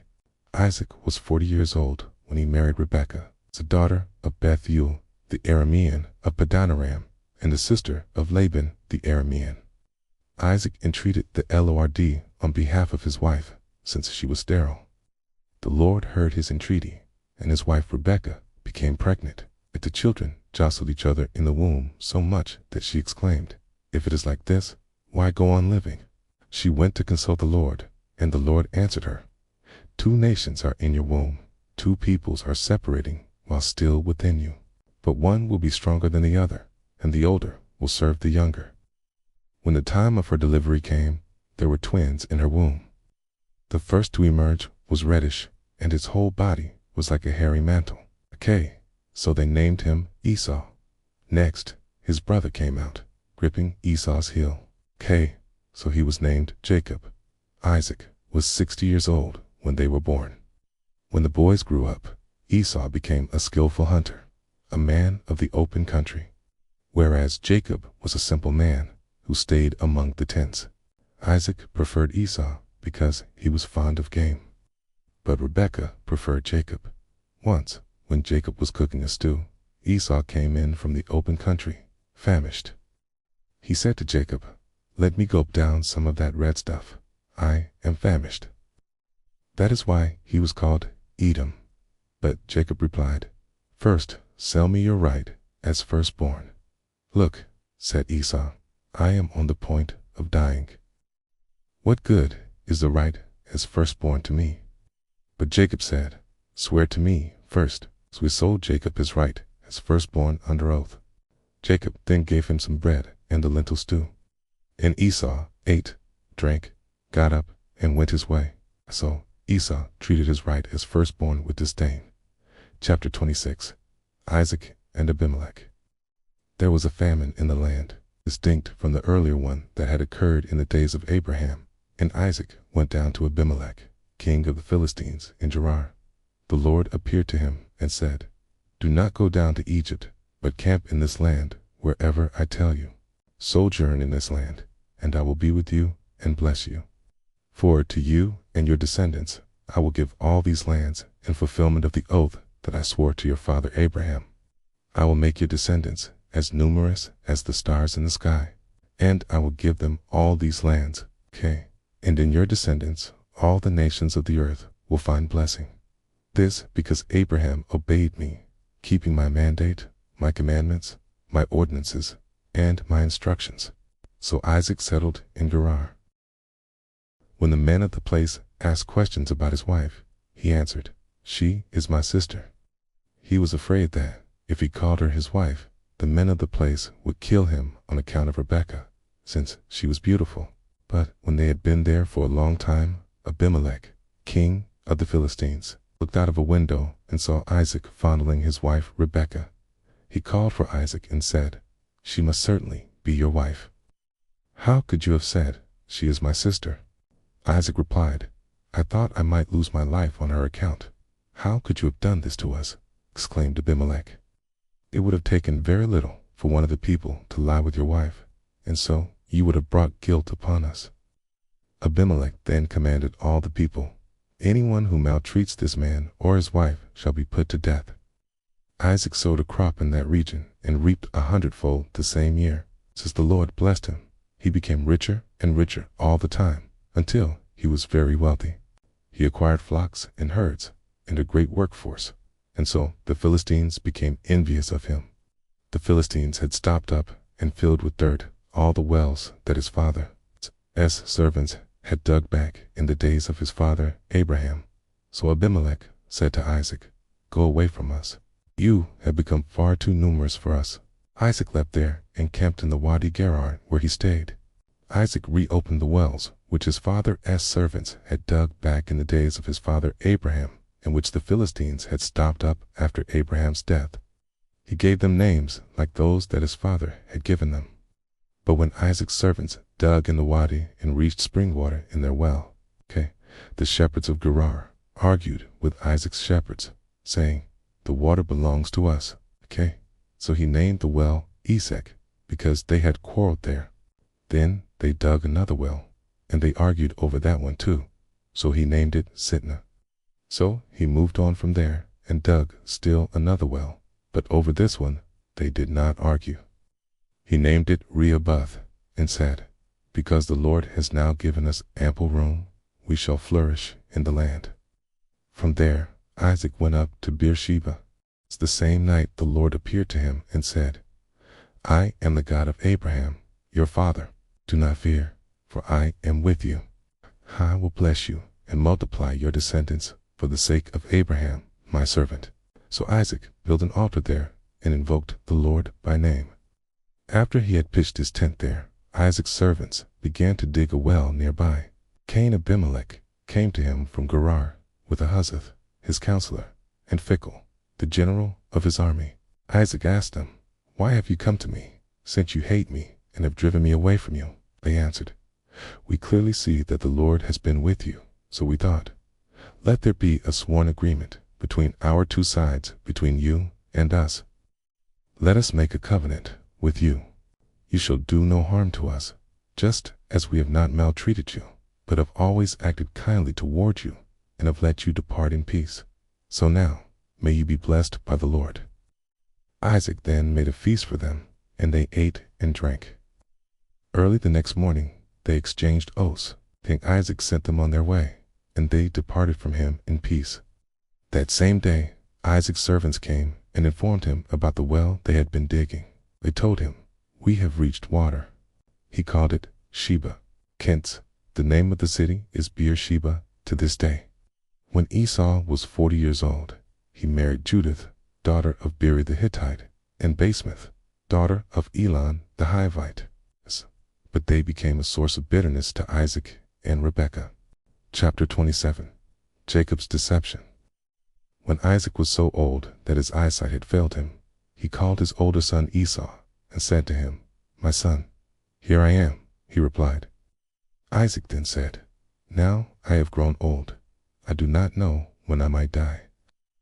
So now take your hunting gear, quiver, and bound. Go out into the open country to hunt some game for me. Then prepare for me a dish in the way I like, and bring it to me to eat, so that I may bless you before I die." Rebekah had been listening while Isaac was speaking to his son Esau. So when Esau went out into the open country to hunt some game for his father, Rebekah said to her son Jacob, "Listen, I heard your father tell your brother Esau, 'Bring me some game and prepare a dish for me to eat, that I may bless you with the Lord's approval before I die. Now, my son, obey me in what I am about to order you. Go to the flock and get me 2 choice young goats, so that with these I might prepare a dish for your father in the way he likes. Then bring it to your father to eat, that he may bless you before he dies." But Jacob said to his mother Rebekah, "But my brother Esau is a hairy man, and I am smooth-skinned. Suppose my father feels me, he will think I am making fun of him, and I will bring on myself a curse instead of a blessing." His mother, however, replied, "Let any curse against you, my son, fall on me. Just obey me. Go and get me the young goats." So Jacob went and got them and brought them to his mother, and she prepared a dish in the way his father liked. Rebekah then took the best clothes of her older son Esau that she had in the house, and gave them to her younger son Jacob to wear. And with the goatskins she covered up his hands and the hairless part of his neck. Then she gave her son Jacob the dish and the bread she had prepared. Going to his father, Jacob said, "Father," replied Isaac, "which of my sons are you?" Jacob answered his father, "I am Esau, your firstborn. I did as you told me. Please sit up and eat some of my game, so that you may bless me." But Isaac said to his son, "How did you get it so quickly, my son?" He answered, "The Lord your God directed me." Isaac then said to Jacob, "Come closer, my son, that I may feel you, to learn whether you really are my son Esau or not." So Jacob moved up closer to his father. When Isaac felt him, he said, "Although the voice is Jacob's, the hands are Esau's." He failed to identify him because his hands were hairy, like those of his brother Esau. So he blessed him. Again Isaac said, "Are you really my son Esau?" And Jacob said, "I am." Then Isaac said, "Serve me, my son, and let me eat of the game, so that I may bless you." Jacob served it to him, and Isaac ate. He brought him wine, and he drank. Finally, his father Isaac said to him, "Come closer, my son, and kiss me." As Jacob went up to kiss him, Isaac smelled the fragrance of his clothes. With that, he blessed him, saying, "Ah, the fragrance of my son is like the fragrance of a field that the Lord has blessed. May God give to you of the dew of the heavens, and of the fertility of the earth abundance of grain and wine. May peoples serve you, and nations bow down to you. Be master of your brothers, and may your mother's sons bow down to you. Cursed be those who curse you, and blessed be those who bless you." Jacob had scarcely left his father after Isaac had finished blessing him, when his brother Esau came back from his hunt. Then he too prepared a dish, and, bringing it to his father, he said, "Let my father sit up and eat some of his son's game, that you may then give me your blessing." His father Isaac asked him, "Who are you?" He said, "I am your son, your firstborn son, Esau." Isaac trembled greatly. "Who was it then," he asked, "that hunted game and brought it to me? I ate it all just before you came, and I blessed him. Now he is blessed." As he heard his father's words, Esau burst into loud, bitter sobbing and said, "Father, bless me too." When Isaac said, "Your brother came here by a ruse and carried off your blessing," Esau exclaimed, "He is well named Jacob, is he not? He has supplanted me twice. First he took away my right as firstborn, and now he has taken away my blessing." Then he said, "Have you not saved a blessing for me?" Isaac replied to Esau, "I have already appointed him your master, and I have assigned to him all his kindred as his servants. Besides, I have sustained him with grain and wine. What then can I do for you, my son?" But Esau said to his father, "Have you only one blessing, father? Bless me too, father." And Esau wept aloud. His father Isaac said in response, "See, far from the fertile earth will be your dwelling, far from the dew of the heavens above. By your sword you will live, and your brother you will serve. But when you become restless, you will throw off his yoke from your neck." Esau bore a grudge against Jacob because of the blessing his father had given him. Esau said to himself, "Let the time of mourning for my father come, so that I may kill my brother Jacob." When Rebekah got news of what her older son Esau had in mind, she summoned her younger son Jacob and said to him, "Listen, your brother Esau intends to get his revenge by killing you. So now, my son, obey me. Flee at once to my brother Laban in Haran, and stay with him a while until your brother's fury subsides, until your brother's anger against you subsides, and he forgets what you did to him. Then I will send for you and bring you back. Why should I lose both of you in a single day?" Jacob sent to Laban.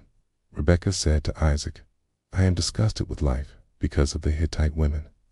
If Jacob also should marry a Hittite woman, a native of the land, like these women, why should I live?"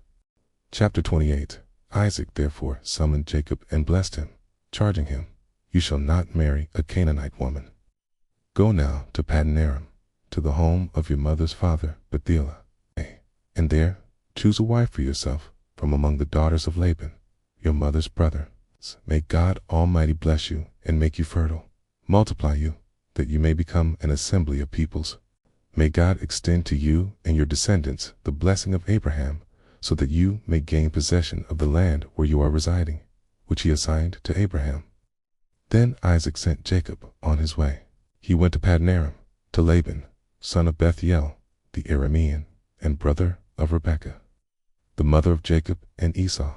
Esau noted that Isaac had blessed Jacob when he sent him to Paddan-aram to get himself a wife there, and that, as he gave him his blessing, he charged him, "You shall not marry a Canaanite woman," and that Jacob had obeyed his father and mother and gone to Paddan-aram. Esau realized how displeasing the Canaanite women were to his father Isaac, so Esau went to Ishmael, and, in addition to the wives he had, married Mahalath, the daughter of Abraham's son Ishmael and sister of Nebaioth. Jacob's dream at Bethel. Jacob departed from Beersheba and proceeded toward Haran. When he came upon a certain place, he stopped there for the night, since the sun had already set. Taking one of the stones at the place, he put it under his head and lay down in that place. Then he had a dream. A stairway rested on the ground, with its top reaching to the heavens, like God's angels were going up and down on it. And there was the Lord standing beside him and saying, "I am the Lord, the God of Abraham your father, and the God of Isaac. The land on which you are lying I will give to you and your descendants. Your descendants will be like the dust of the earth, and through them you will spread to the west and the east, to the north and the south. In you and your descendants all the families of the earth will find blessing. I am with you and will protect you wherever you go, and bring you back to this land. I will never leave you until I have done what I promised you." When Jacob awoke from his sleep, he said, "Truly, the Lord is in this place, and I did not know it." He was afraid and said, "How awesome this place is! This is nothing else but the house of God, the gateway to heaven." Early the next morning, Jacob took the stone that he had put under his head, set it up as a sacred pillar, and poured oil on top of it. He named that place Bethel, whereas the former name of the town had been Luz. Jacob then made this vow: "If God will be with me and protect me on this journey I am making, and give me food to eat and clothes to wear, and I come back safely to my father's house, the Lord will be my God. This stone that I have set up as a sacred pillar will be the house of God. Of everything you give me, I will return a 10th part to you without fail." Chapter 29. Arrival in Haran. After Jacob resumed his journey, he came to the land of the Kedemites. Looking about, he saw a well in the open country, with 3 flocks of sheep huddled near it. 4 flocks were watered from that well. A large stone covered the mouth of the well. When all the shepherds were assembled there, they would roll the stone away from the mouth of the well and water the sheep. Then they would put the stone back again in its place over the mouth of the well. Jacob said to them, "My brothers, where are you from?" "We are from Haran," they replied. Then he asked them, "Do you know Laban, son of Nar?" "We do," they answered. He inquired further, "Is he well?" "He is," they answered, "and here comes his daughter Rachel with the sheep." Then he said, "There is still much daylight left. It is hardly the time to bring the animals home. Water the sheep and then continue pasturing them."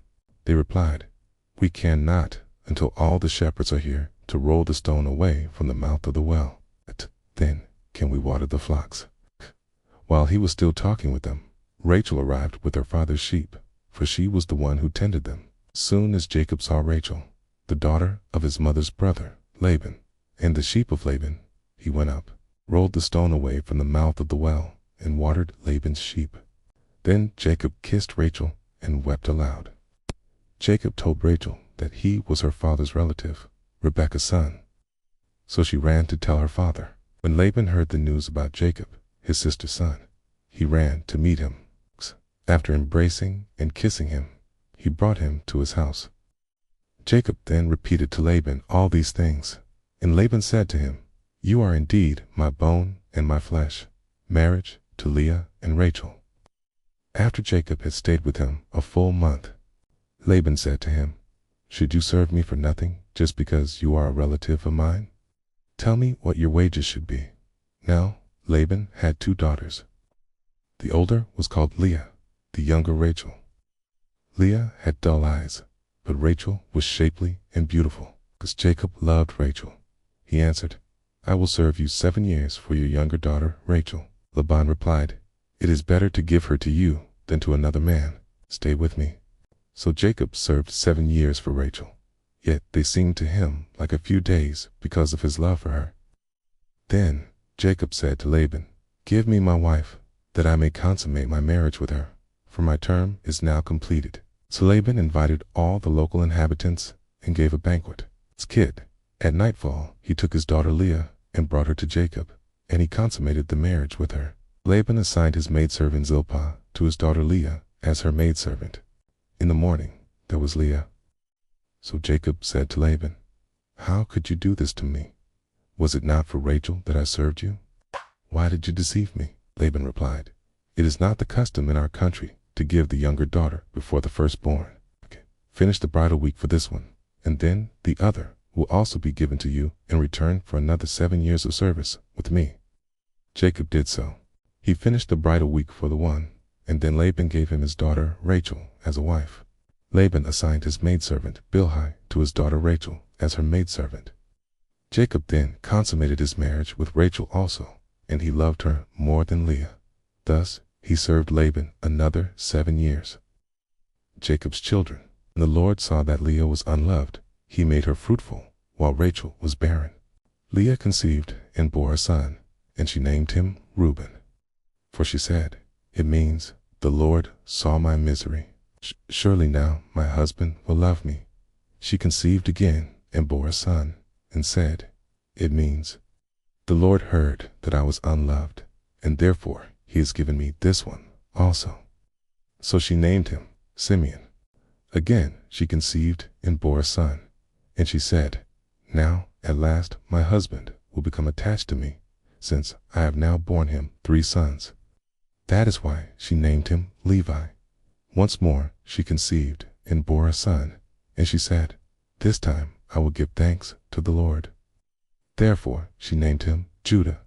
Then she stopped bearing children. Chapter 30. When Rachel saw that she had not borne children to Jacob, she became envious of her sister. She said to Jacob, give me children, or I shall die. Jacob became angry with Rachel and said, can I take the place of God, who has denied you the fruit of the womb? She replied, here is my maidservant Bilhah. Have intercourse with her, and let her give birth on my knees, so that I too may have children through her. So she gave him her maidservant Bilhah as wife, and Jacob had intercourse with her. When Bilhah conceived and bore a son for Jacob, Rachel said, God has vindicated me. Indeed, he has heeded my plea and given me a son.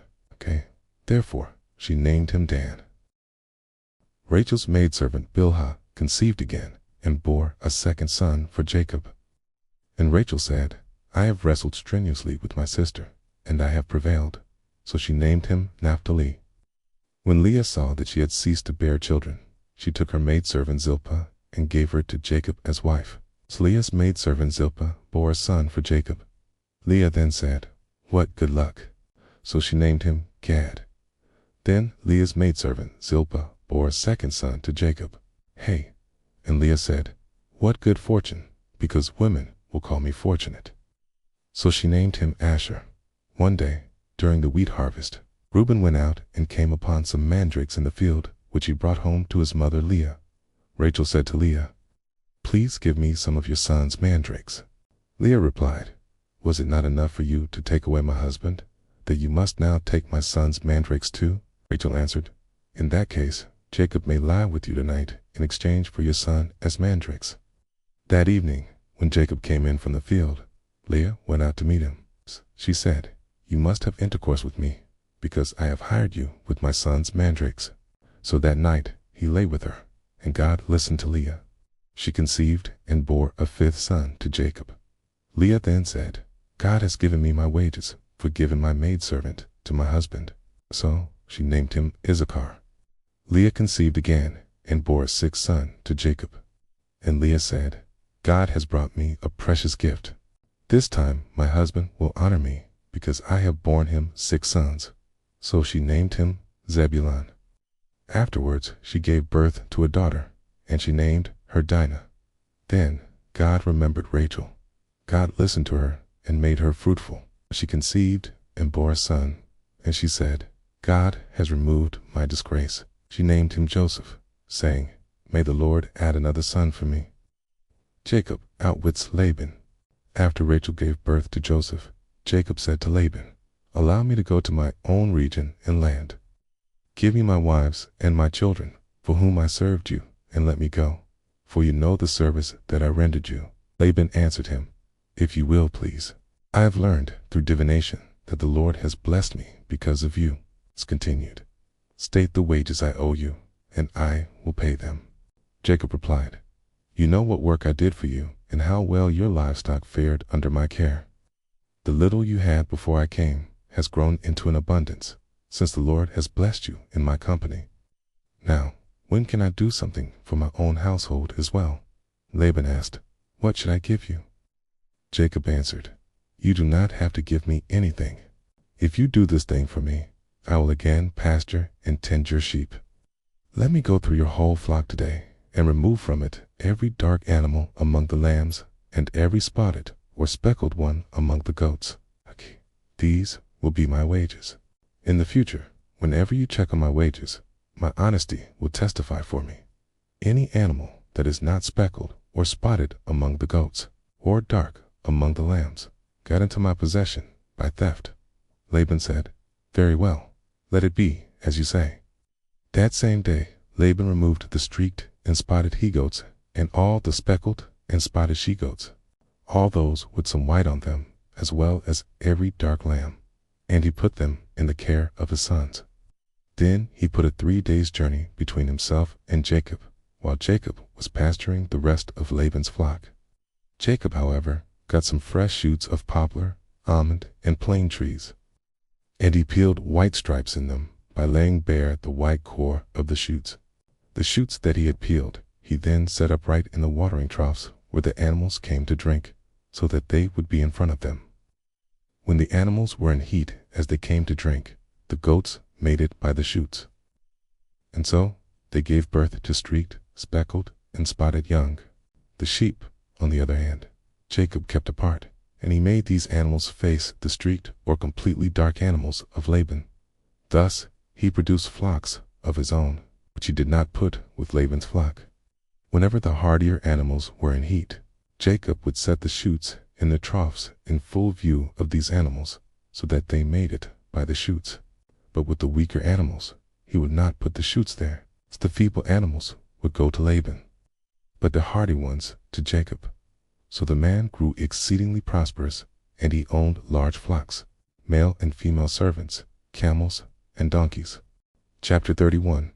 Flight from Laban.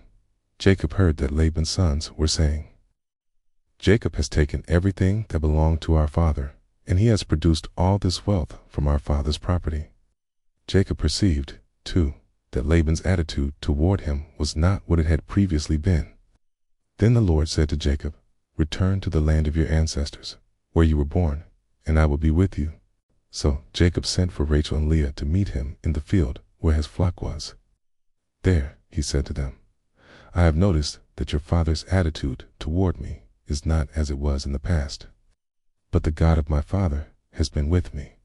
You know well that with all my strength I served your father, yet your father cheated me and changed my wages 10 times. God, however, did not let him do me any harm. Whenever your father said, 'The speckled animals will be your wages,' the entire flock would bear speckled young.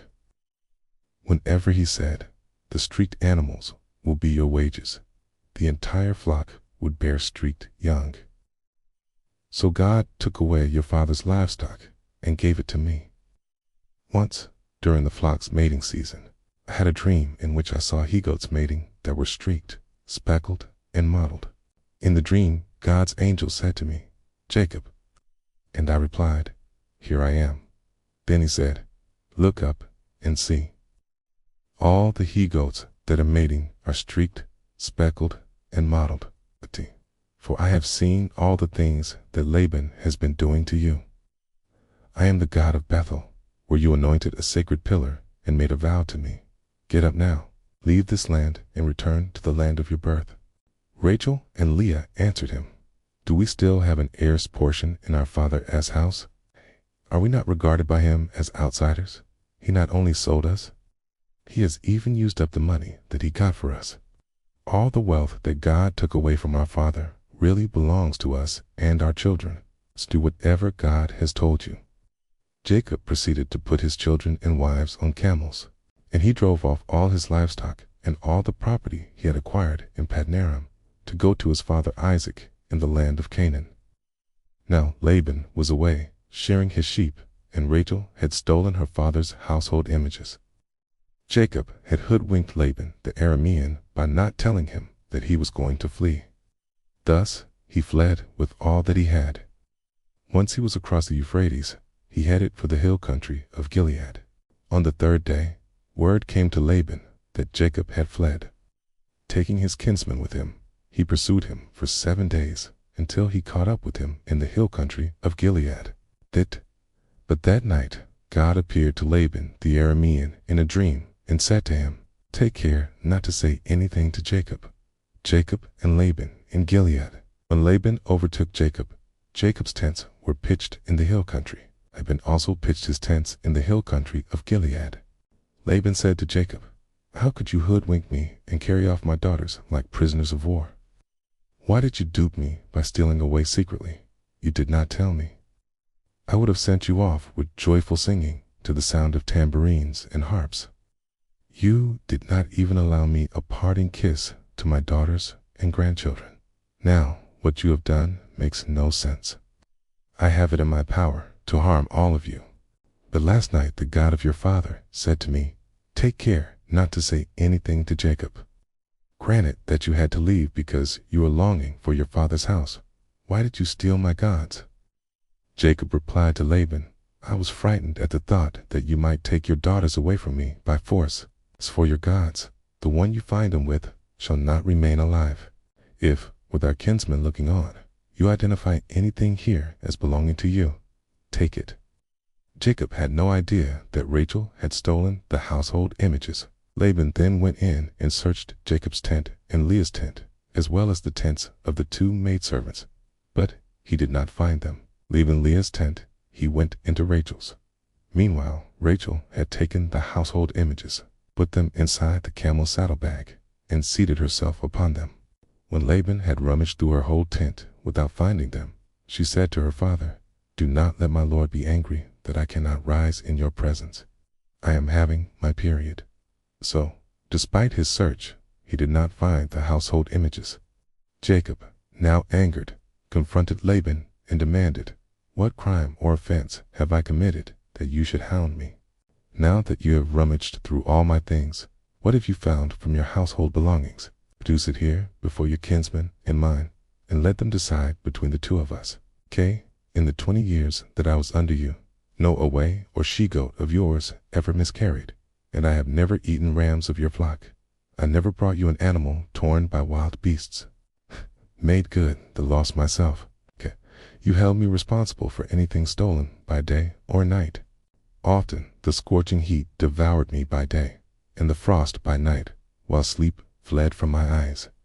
Of the 20 years that I have now spent in your household, I served you 14 years for your 2 daughters and 6 years for your flock, while you changed my wages 10 times.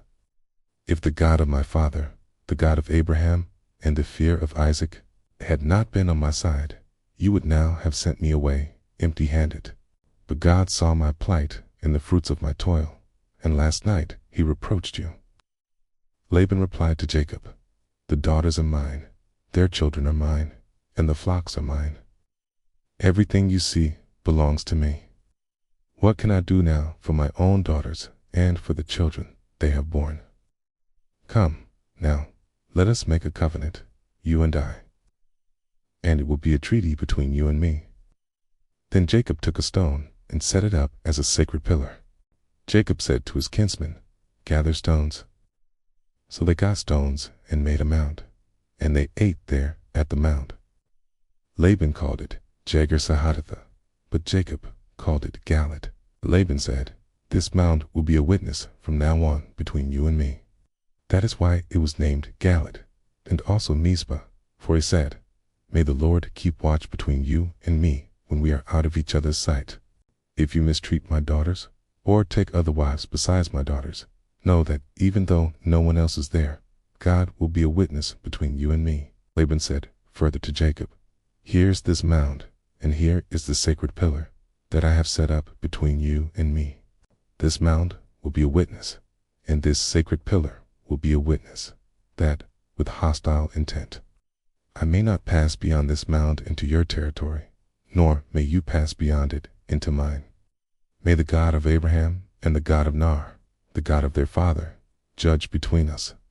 Jacob took the oath by the fear of his father Isaac. He then offered a sacrifice on the mountain and invited his kinsmen to share in the meal. When they had eaten, they passed the night on the mountain. Chapter 32. Early the next morning, Laban kissed his grandchildren and his daughters and blessed them. Then he set out on his journey back home.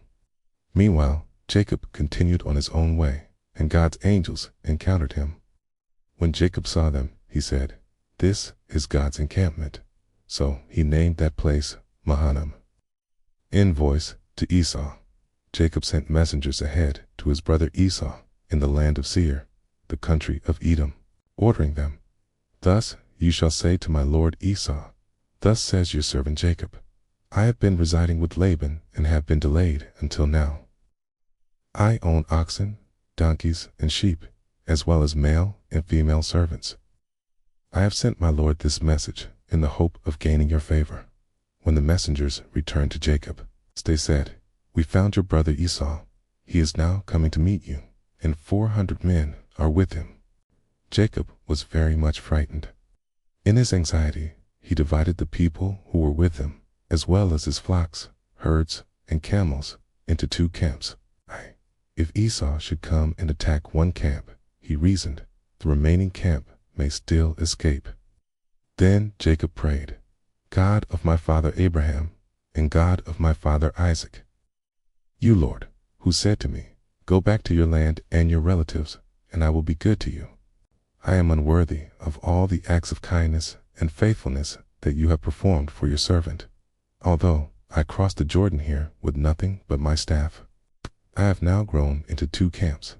Save me from the hand of my brother, from the hand of Esau. Otherwise I fear that he will come and strike me down, and the mothers with the children. You yourself said, 'I will be very good to you, and I will make your descendants like the sands of the sea, which are too numerous to count.'"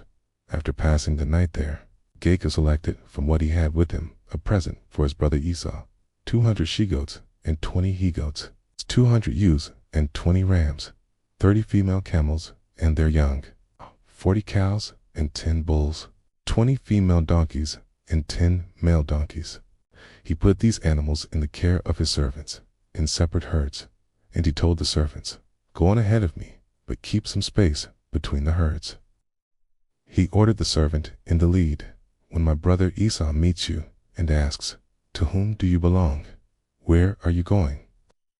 To whom do these animals ahead of you belong?'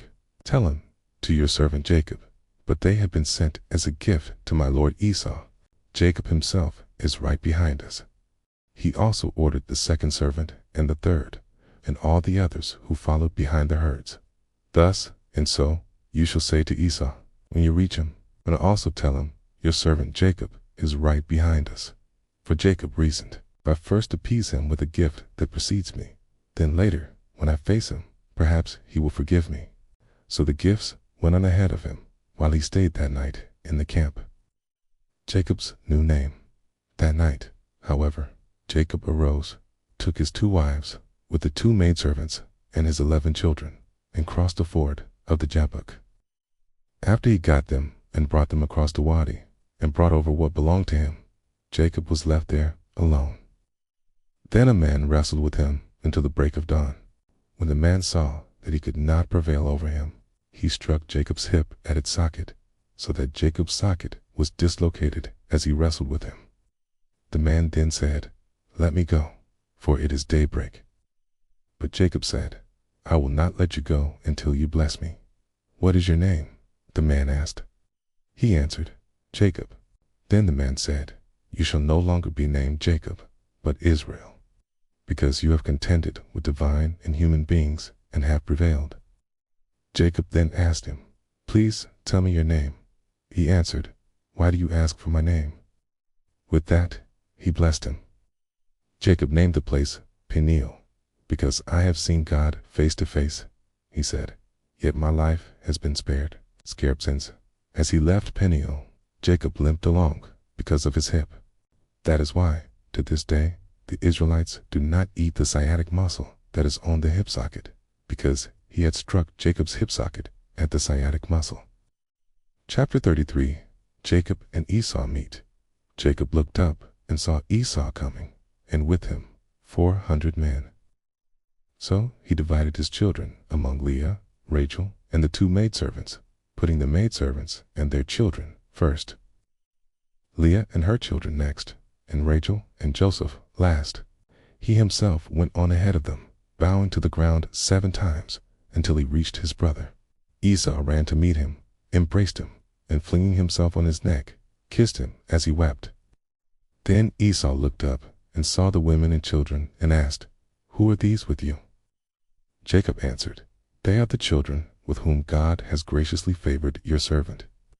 Then the maidservants and their children came forward and bowed low. Next, Leah and her children came forward and bowed low. Lastly, Joseph and Rachel came forward and bowed low. Then Esau asked, "What did you intend with all those herds that I encountered?"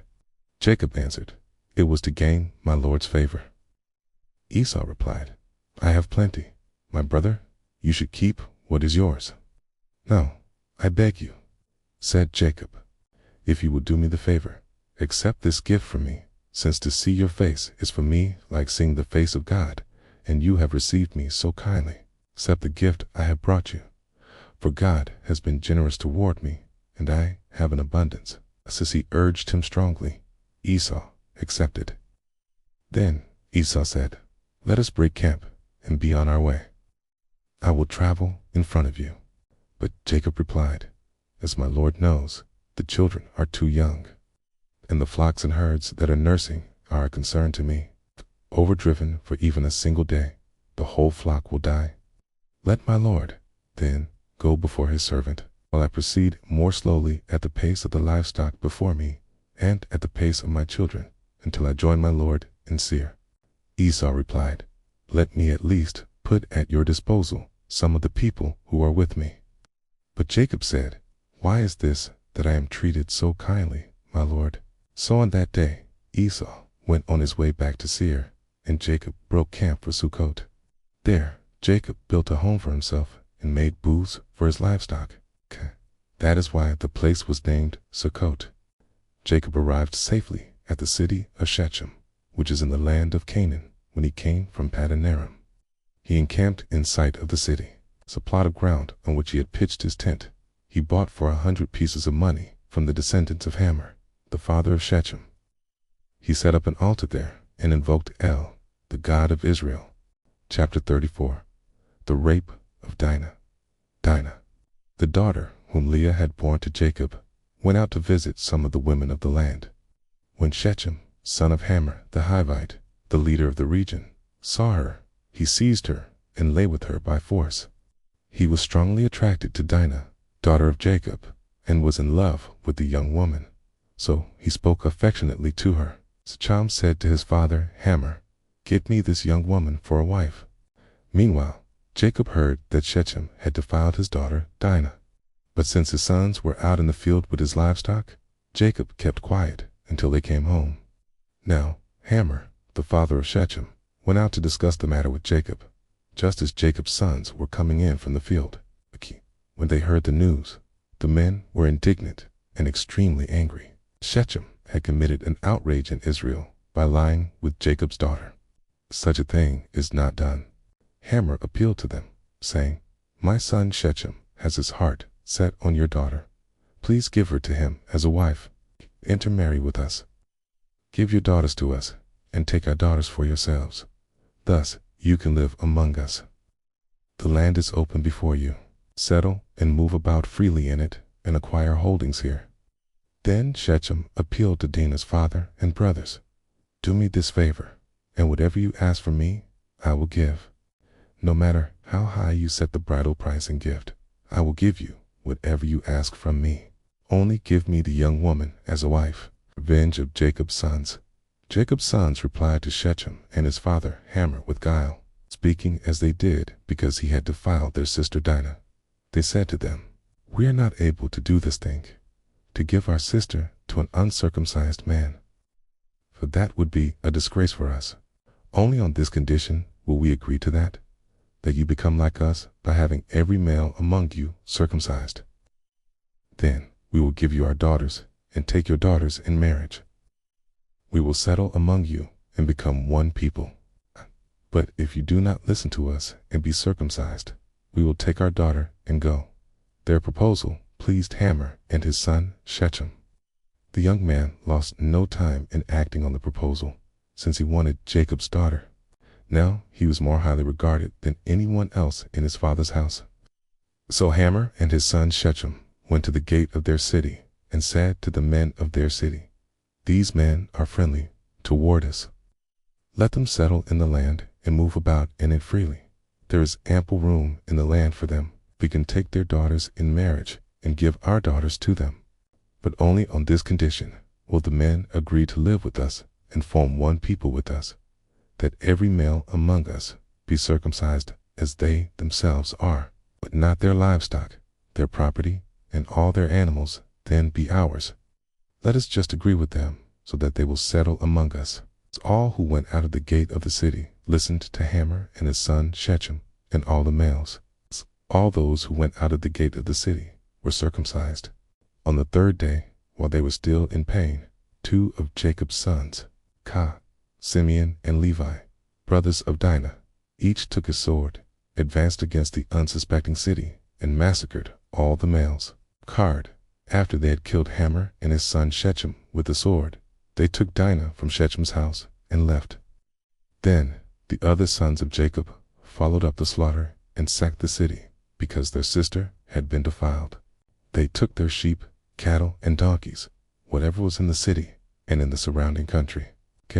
They carried off all their wealth, their children and their women, and looted whatever was in the houses. Jacob said to Simeon and Levi, "You have brought trouble upon me by making me repugnant to the inhabitants of the land, the Canaanites and the Perizzites. I have so few men that if these people unite against me and attack me, I and my household will be wiped out." But they retorted, "Should our sister be treated like a prostitute?" Chapter 35. Bethel Revisited. God said to Jacob, "Go up now to Bethel, settle there, and build an altar there to the God who appeared to you when you were fleeing from your brother Esau." So Jacob told his household and all who were with him, "Get rid of the foreign gods among you, then purify yourselves and change your clothes. Let us now go up to Bethel, so that I might build an altar there to the God who answered me in the day of my distress, and who has been with me wherever I have gone." They gave Jacob all the foreign gods in their possession, and also the rings they had in their ears, and Jacob buried them under the oak that is near Shechem. Then, as they set out, a great terror fell upon the surrounding towns, so that no one pursued the sons of Jacob. Thus Jacob and all the people who were with him arrived in Luz, now Bethel, in the land of Canaan. There he built an altar and called the place El Bethel, for it was there that God had revealed himself to him when he was fleeing from his brother. Deborah, Rebekah's nurse, died. She was buried under the oak below Bethel, and so it was named Allen Backeth. On Jacob's arrival from Padanaram, God appeared to him again and blessed him. God said to him, "Your name is Jacob. You will no longer be named Jacob, but Israel will be your name." So he was named Israel. Then God said to him, "I am God Almighty. Be fruitful and multiply. A nation, indeed, an assembly of nations, will stem from you, and kings will issue from your loins. The land I gave to Abraham and Isaac I will give to you, and to your descendants after you I will give the land." Then God departed from him. In the place where God had spoken with him, Jacob set up a sacred pillar, a stone pillar, and upon it he made a libation and poured out oil. Jacob named the place where God spoke to him Bethel, Jacob's family. Then they departed from Bethel. But while they still had some distance to go to Ephrath, Rachel went into labor and suffered great distress. When her labor was most intense, the midwife said to her, "Do not fear, for now you have another son." With her last breath, for she was at the point of death, she named him Benoni, but his father named him Benjamin. Thus Rachel died, and she was buried on the road to Ephrath, now Bethlehem. Jacob set up a sacred pillar on her grave, and the same pillar marks Rachel's grave to this day. Israel moved on and pitched his tent beyond Migdalador. While Israel was encamped in that region, Reuben went and lay with Bilhah, his father's concubine. When Israel heard of it, he was greatly offended. The sons of Jacob were now 12. The sons of Leah: Reuben, Jacob's firstborn; Simeon, Levi, Judah, Issachar, and Zebulun, Joseph, and Benjamin. The sons of Rachel's maidservant, Bilhah: Dan and Naphtali. The sons of Leah's maidservant, Zilpah: Gad and Asher.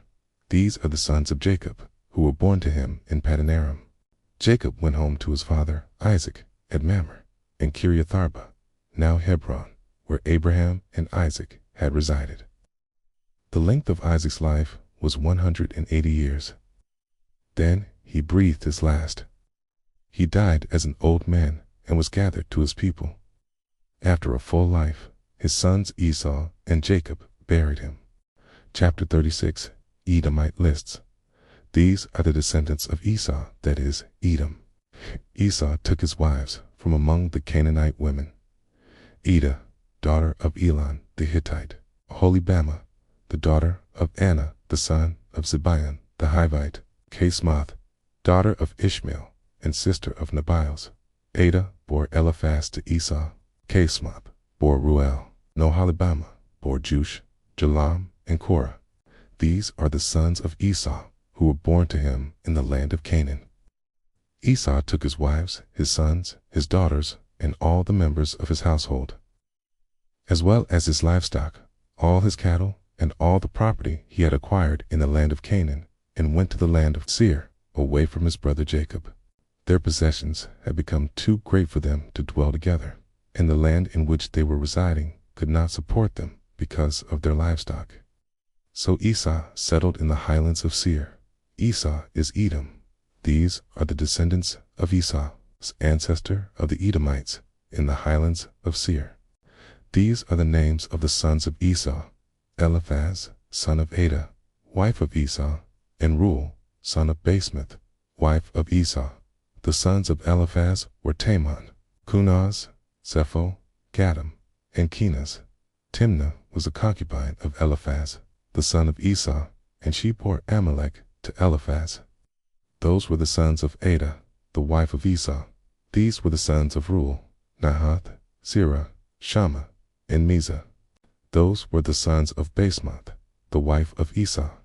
These were the sons of Esau's wife, Oholibamah, the daughter of Anna, son of Zibeon, whom she bore to Esau: Jush, Jalam, Korah. These are the clans of the sons of Esau, the sons of Eliphaz, Esau's firstborn, the clans of Teman: Omar, Zepho, Kenaz, Korah, Gatam, and Amalek. These are the clans of Eliphaz in the land of Edom. They are the sons of Adah.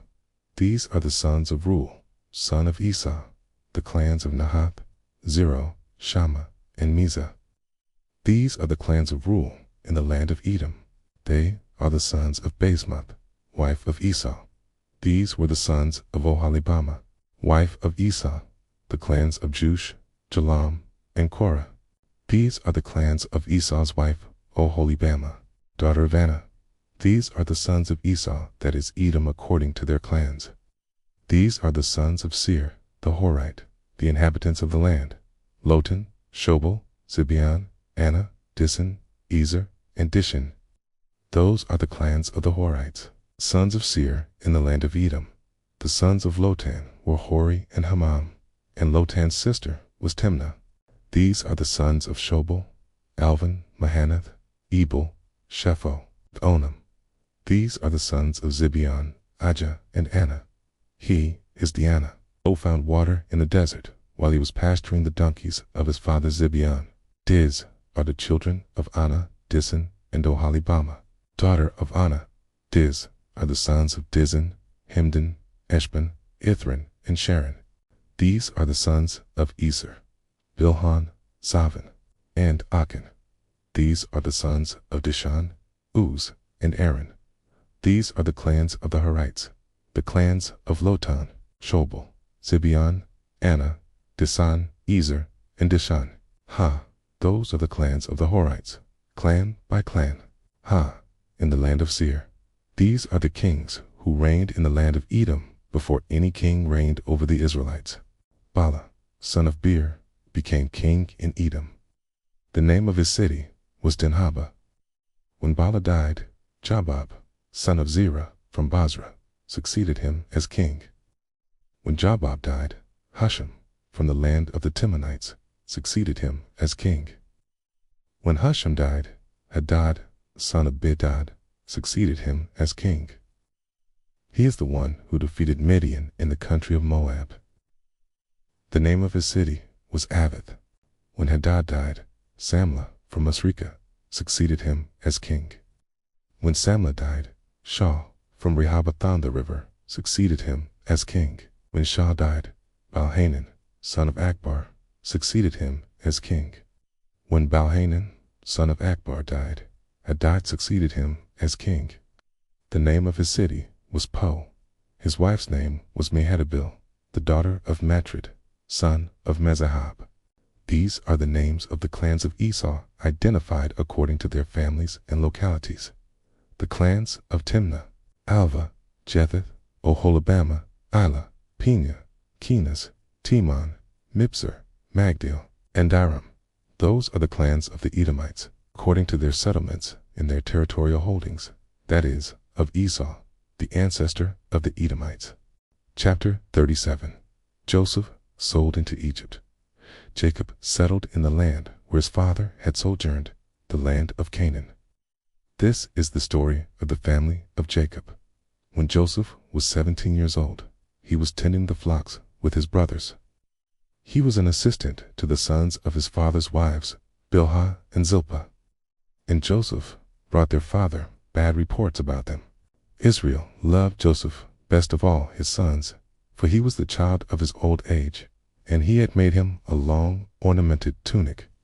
When his brothers saw that their father loved him best of all his brothers, they hated him so much that they could not say a kind word to him. Once Joseph had a dream, and when he told his brothers, they hated him even more. He said to them, "Listen to this dream I had. There we were, binding sheaves in the field, when suddenly my sheaf rose to an upright position, and your sheaves formed a ring around my sheaf and bowed down to it." His brothers said to him, "Are you really going to make yourself king over us? Will you rule over us?" So they hated him all the more because of his dreams and his reports. Then he had another dream and told it to his brothers. "Look, I had another dream," he said. "This time the sun and the moon and 11 stars were bowing down to me." When he told it to his father and his brothers, his father reproved him and asked, "What is the meaning of this dream of yours? Can it be that I and your mother and your brothers are to come and bow to the ground before you?" So his brothers were furious at him, but his father kept the matter in mind. One day, when his brothers had gone to pasture their father's flocks at Shechem, Israel said to Joseph, "Are your brothers not tending our flocks at Shechem? Come, and I will send you to them."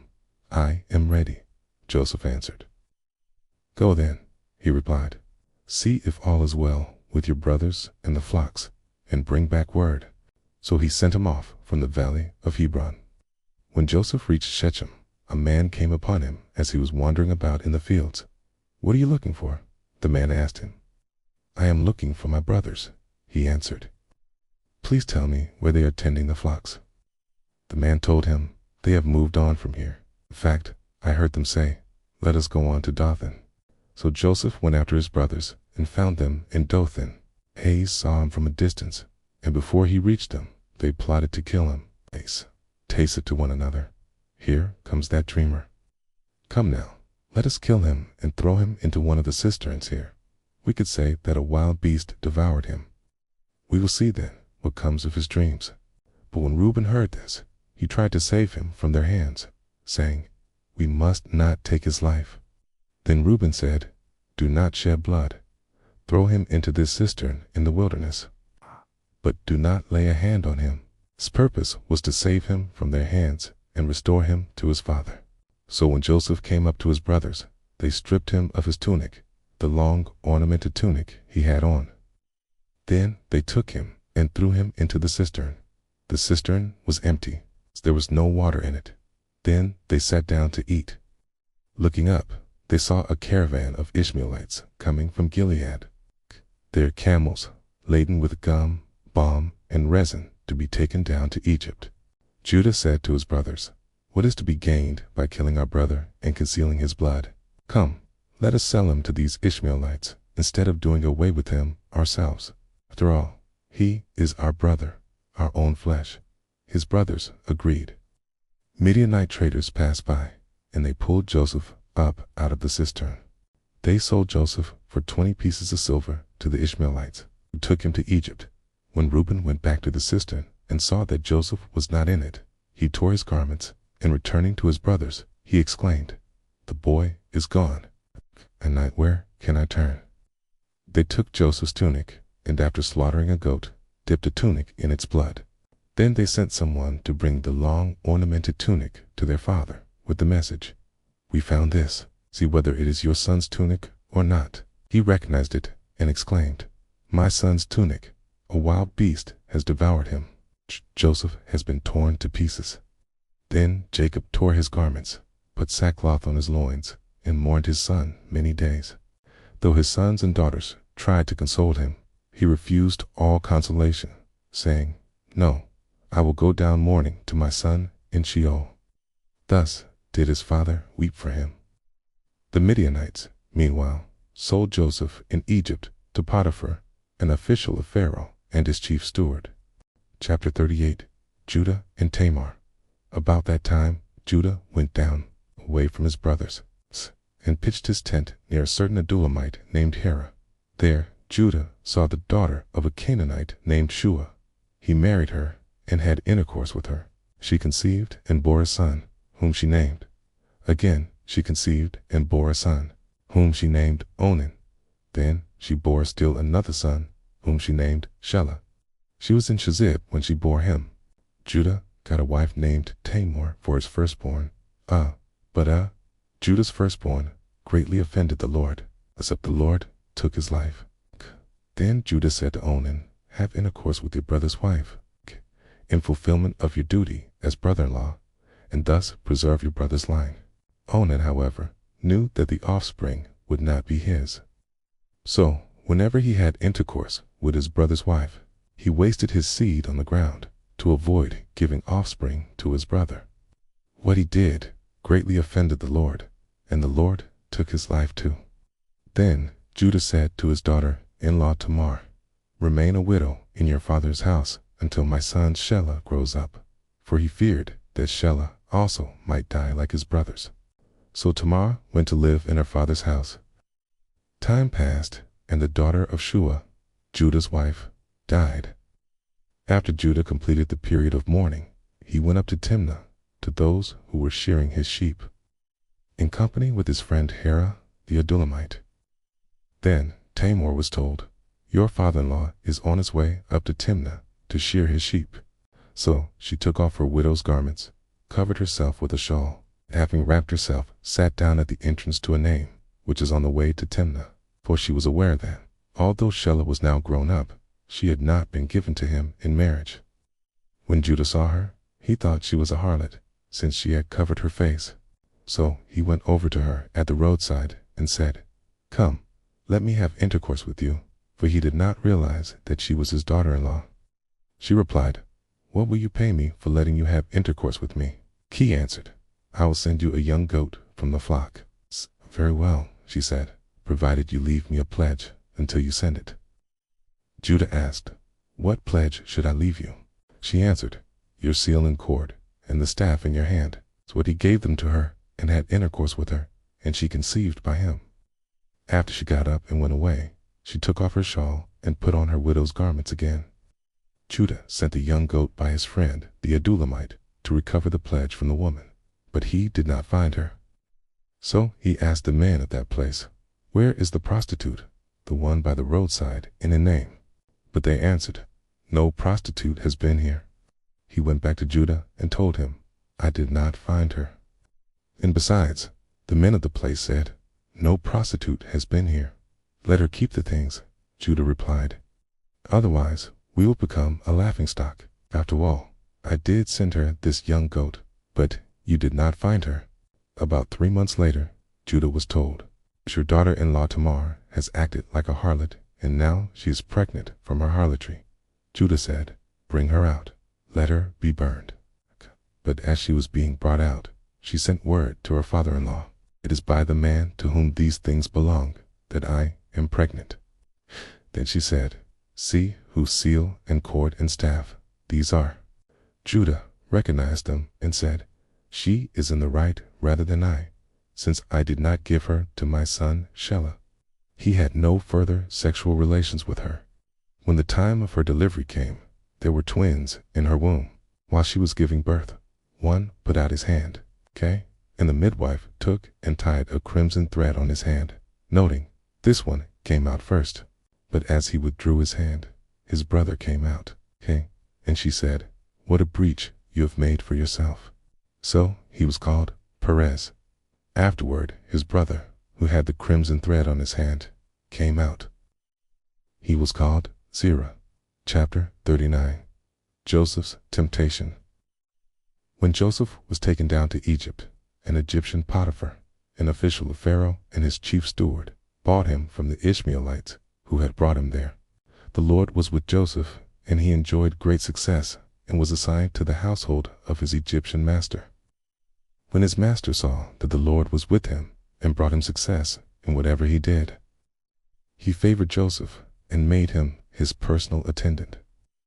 He put him in charge of his household and entrusted to him all his possessions.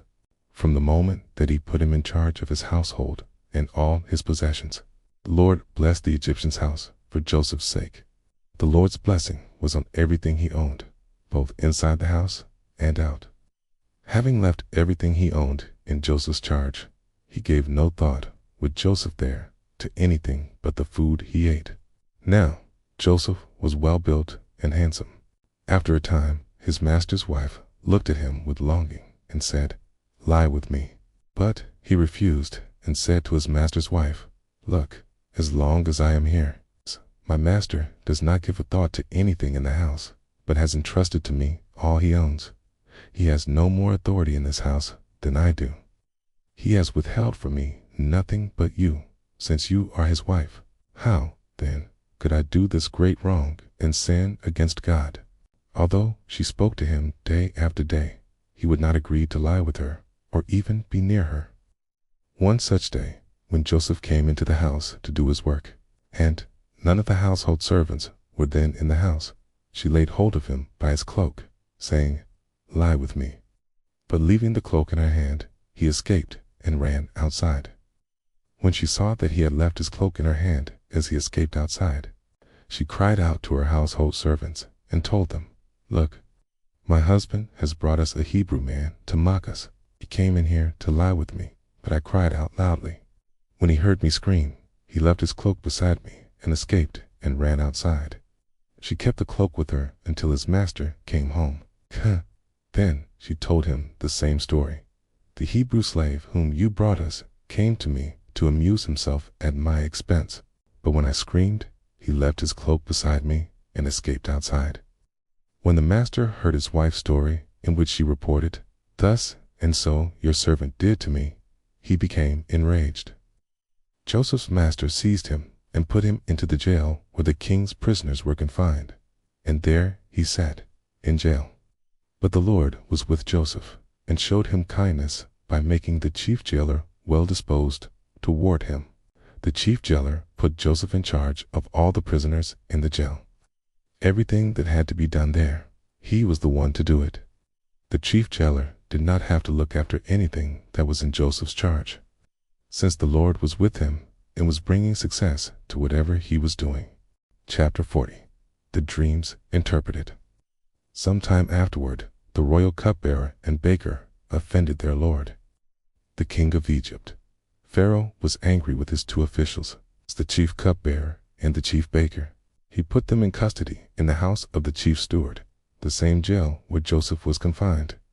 The chief steward assigned Joseph to them, and he became their attendant. After they had been in custody for some time, the cupbearer and the baker of the king of Egypt, who were confined in the jail, both had dreams on the same night. Each his own dream, and each dream with its own meaning. When Joseph came to them in the morning, he saw that they looked disturbed. So he asked Pharaoh's officials who were with him in custody in his master's house, "Why do you look so troubled today?" They answered him, "We have had dreams, but there is no one to interpret them." Joseph said to them, "Do interpretations not come from God? Please tell me the dreams." Then the chief cupbearer told Joseph his dream. "In my dream," he said, "I saw a vine in front of me, and on the vine were 3 branches. It had barely budded when its blossoms came out, and its clusters ripened into grapes. Pharaoh's cup was in my hand. So I took the grapes, pressed them out into his cup, and put it in Pharaoh's hand." Joseph said to him, "This is its interpretation. The 3 branches are 3 days. Within 3 days, Pharaoh will single you out and restore you to your post. You will be handing Pharaoh his cup, as you formerly did when you were his cupbearer.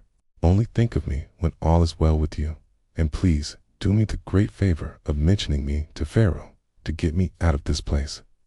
The truth is that I was kidnapped from the land of the Hebrews, and I have not done anything here that they should have put me into a dungeon." When the chief baker saw that Joseph had given a favorable interpretation, he said to him, "I too had a dream.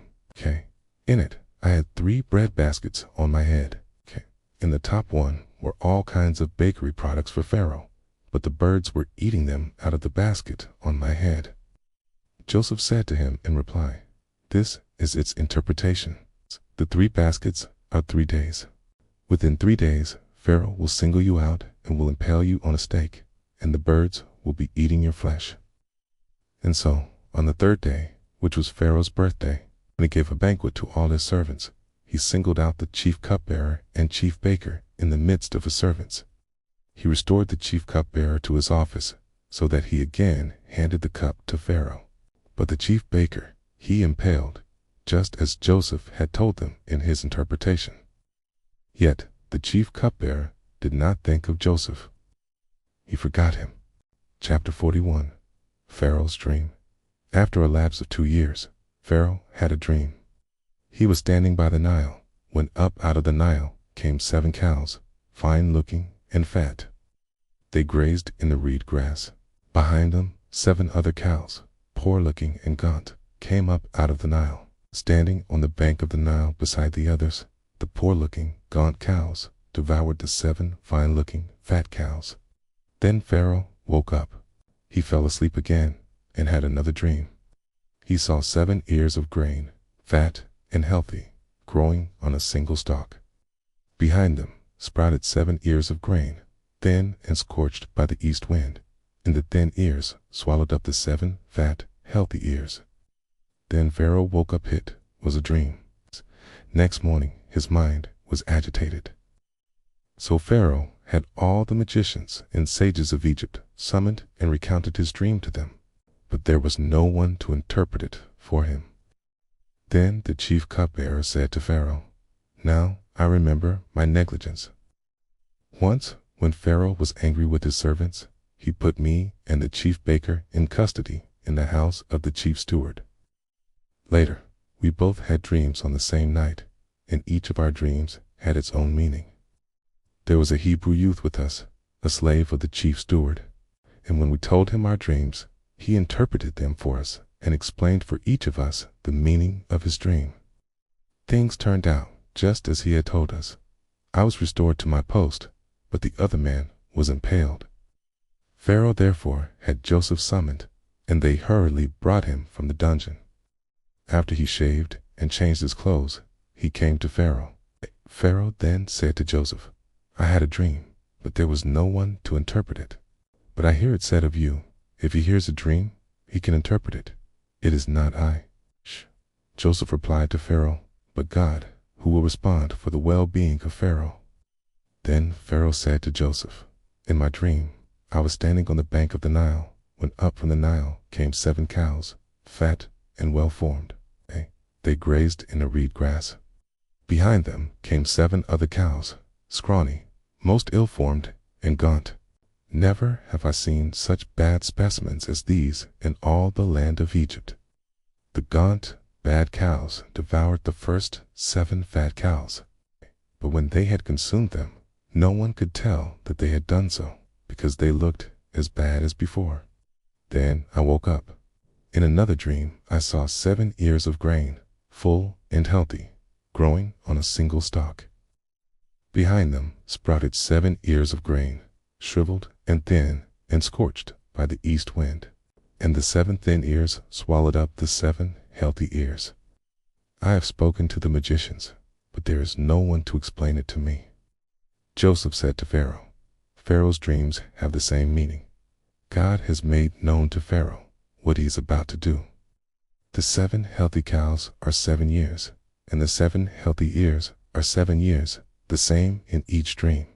The 7 thin, bad cows that came up after them are 7 years, as are the 7 thin ears scorched by the east wind. They are 7 years of famine. Things are just as I told Pharaoh. God has revealed to Pharaoh what he is about to do. 7 years of great abundance are now coming throughout the land of Egypt. But 7 years of famine will rise up after them, when all the abundance will be forgotten in the land of Egypt. When the famine has exhausted the land, no trace of the abundance will be found in the land because of the famine that follows it, for it will be very severe. That Pharaoh had the same dream twice means that the matter has been confirmed by God, and that God will soon bring it about. Therefore, let Pharaoh seek out a discerning and wise man and put him in charge of the land of Egypt. Let Pharaoh act and appoint overseers for the land to organize it during the 7 years of abundance. They should collect all the food of these coming good years, gathering the grain under Pharaoh's authority for food in the cities, and they should guard it. This food will serve as a reserve for the country against the 7 years of famine that will occur in the land of Egypt, so that the land may not perish in the famine. This advice pleased Pharaoh and all his servants. Could we find another like him? Pharaoh asked his servants, a man so endowed with the Spirit of God.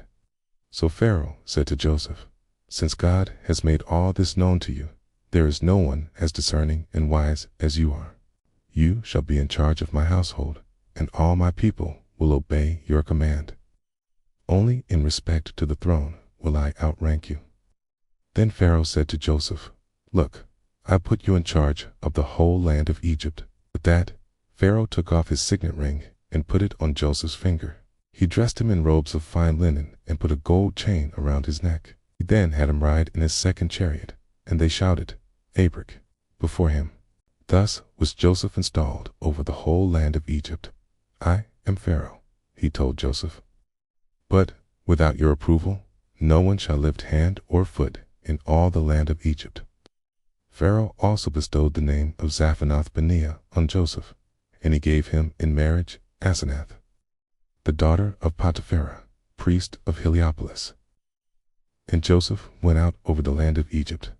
Joseph was 30 years old when he entered the service of Pharaoh, king of Egypt.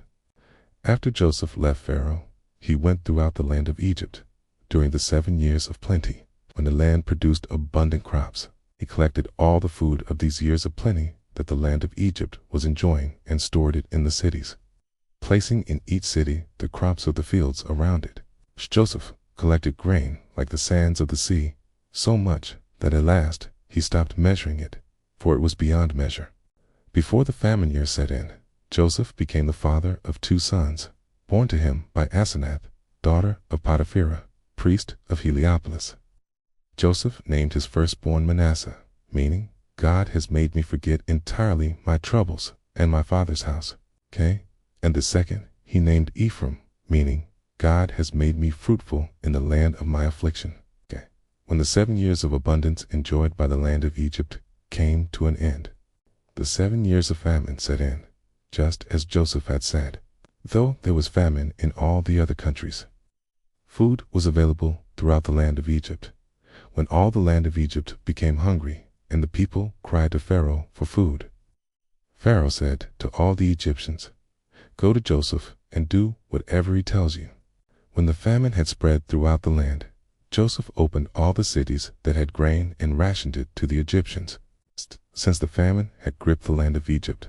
Indeed, the whole world came to Egypt, to Joseph, to buy grain, for famine had gripped the whole world. Chapter 42. The brothers' first journey to Egypt. When Jacob learned that grain rations were for sale in Egypt, he said to his sons, why do you keep looking at one another?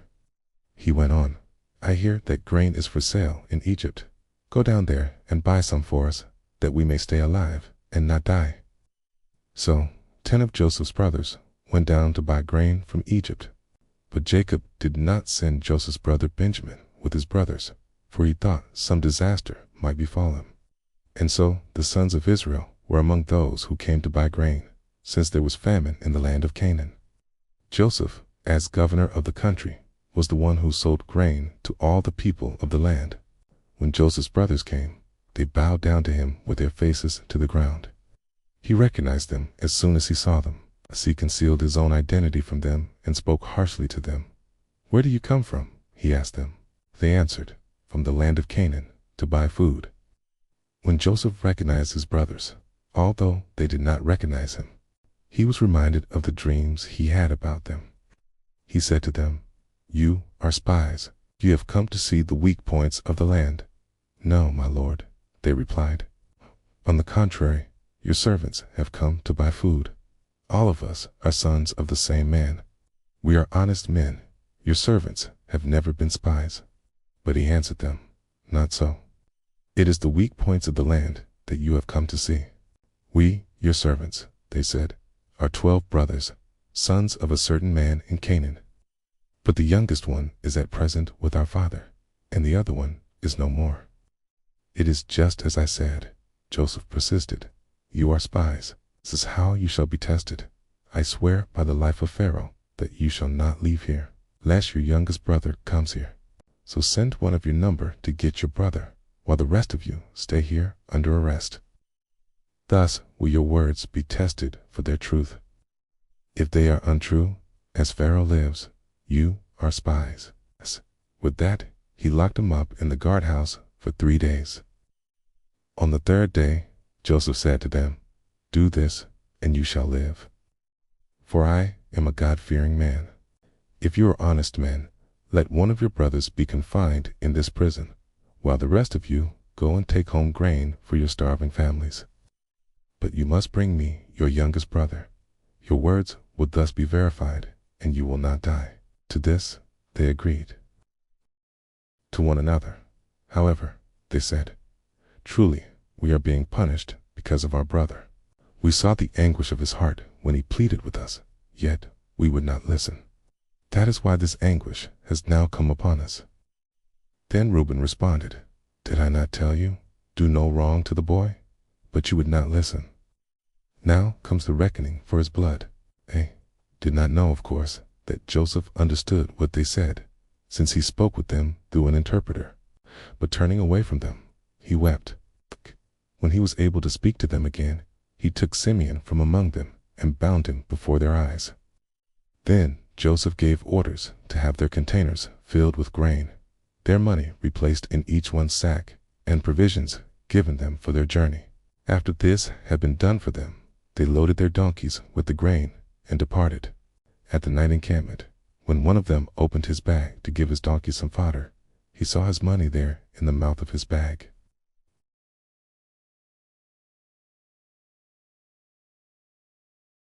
At that, their hearts sank.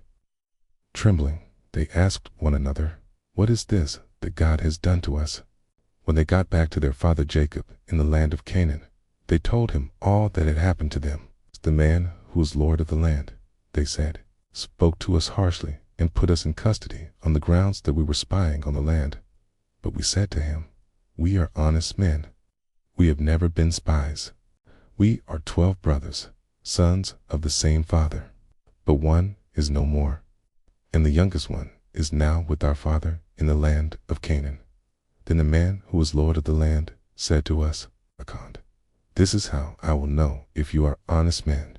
Leave one of your brothers with me, then take grain for your starving families and go.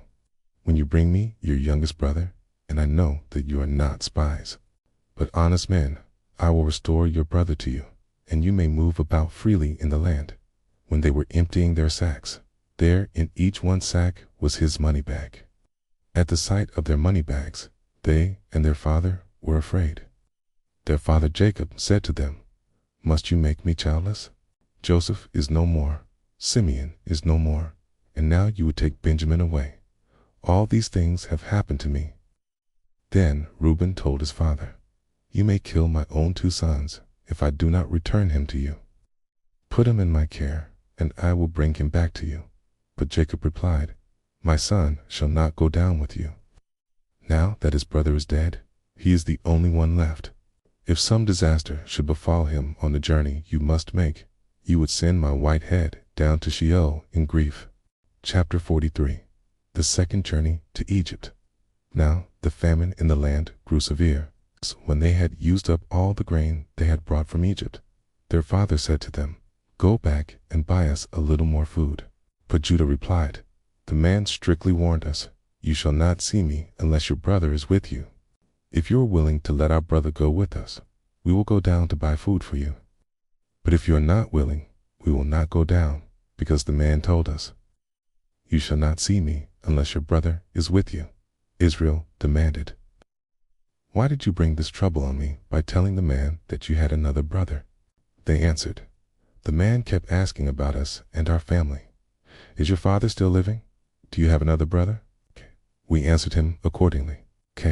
How could we know that he would say, "Bring your brother down here"?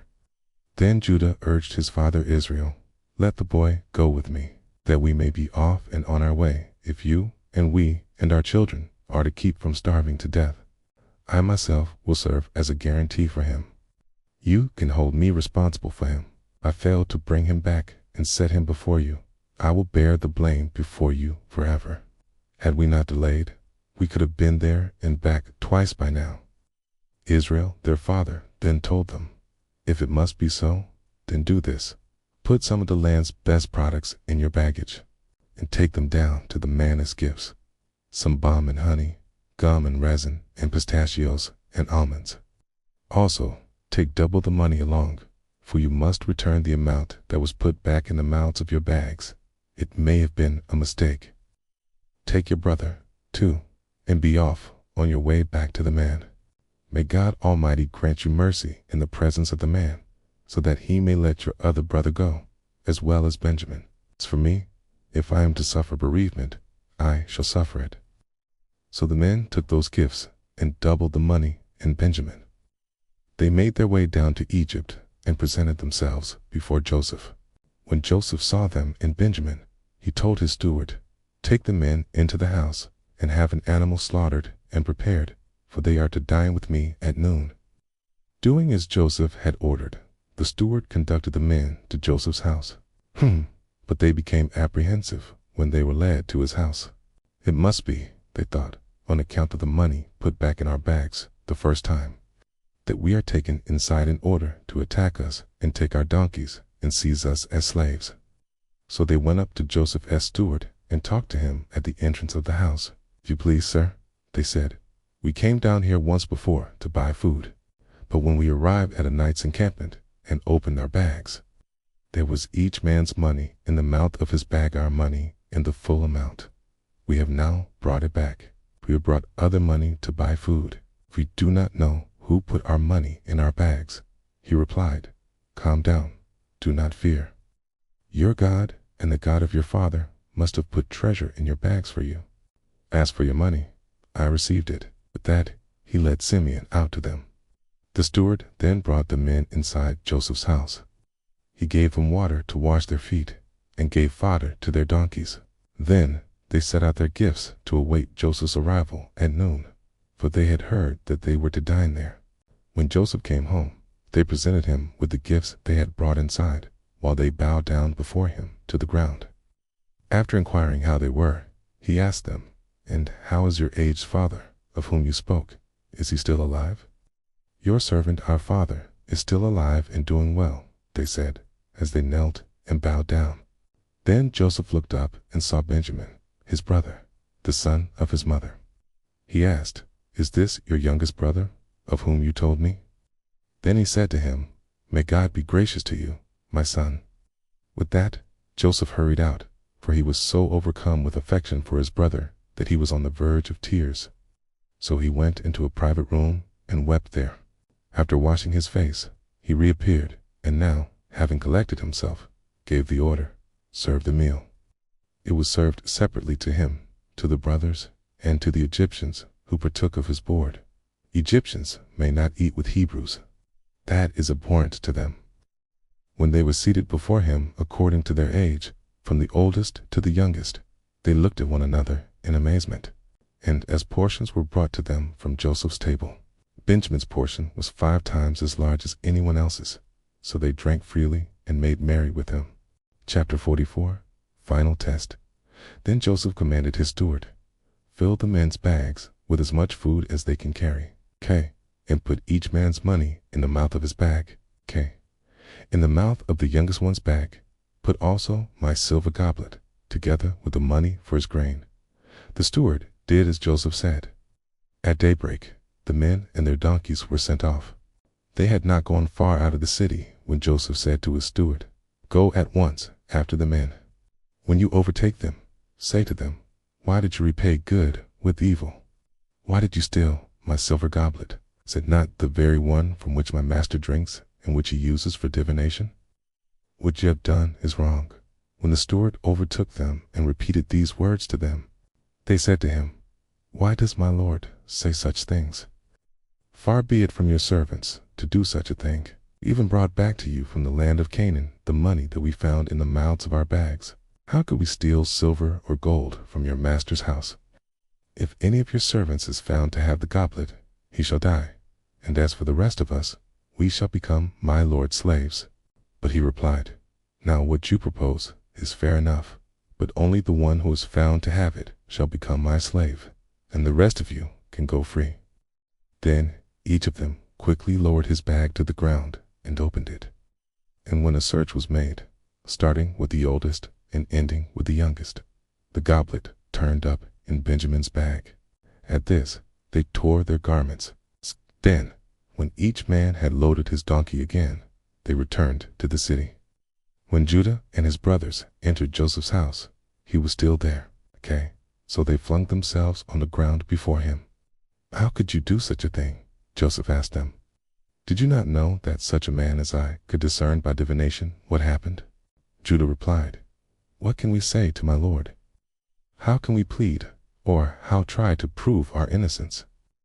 God has uncovered your servant's guilt.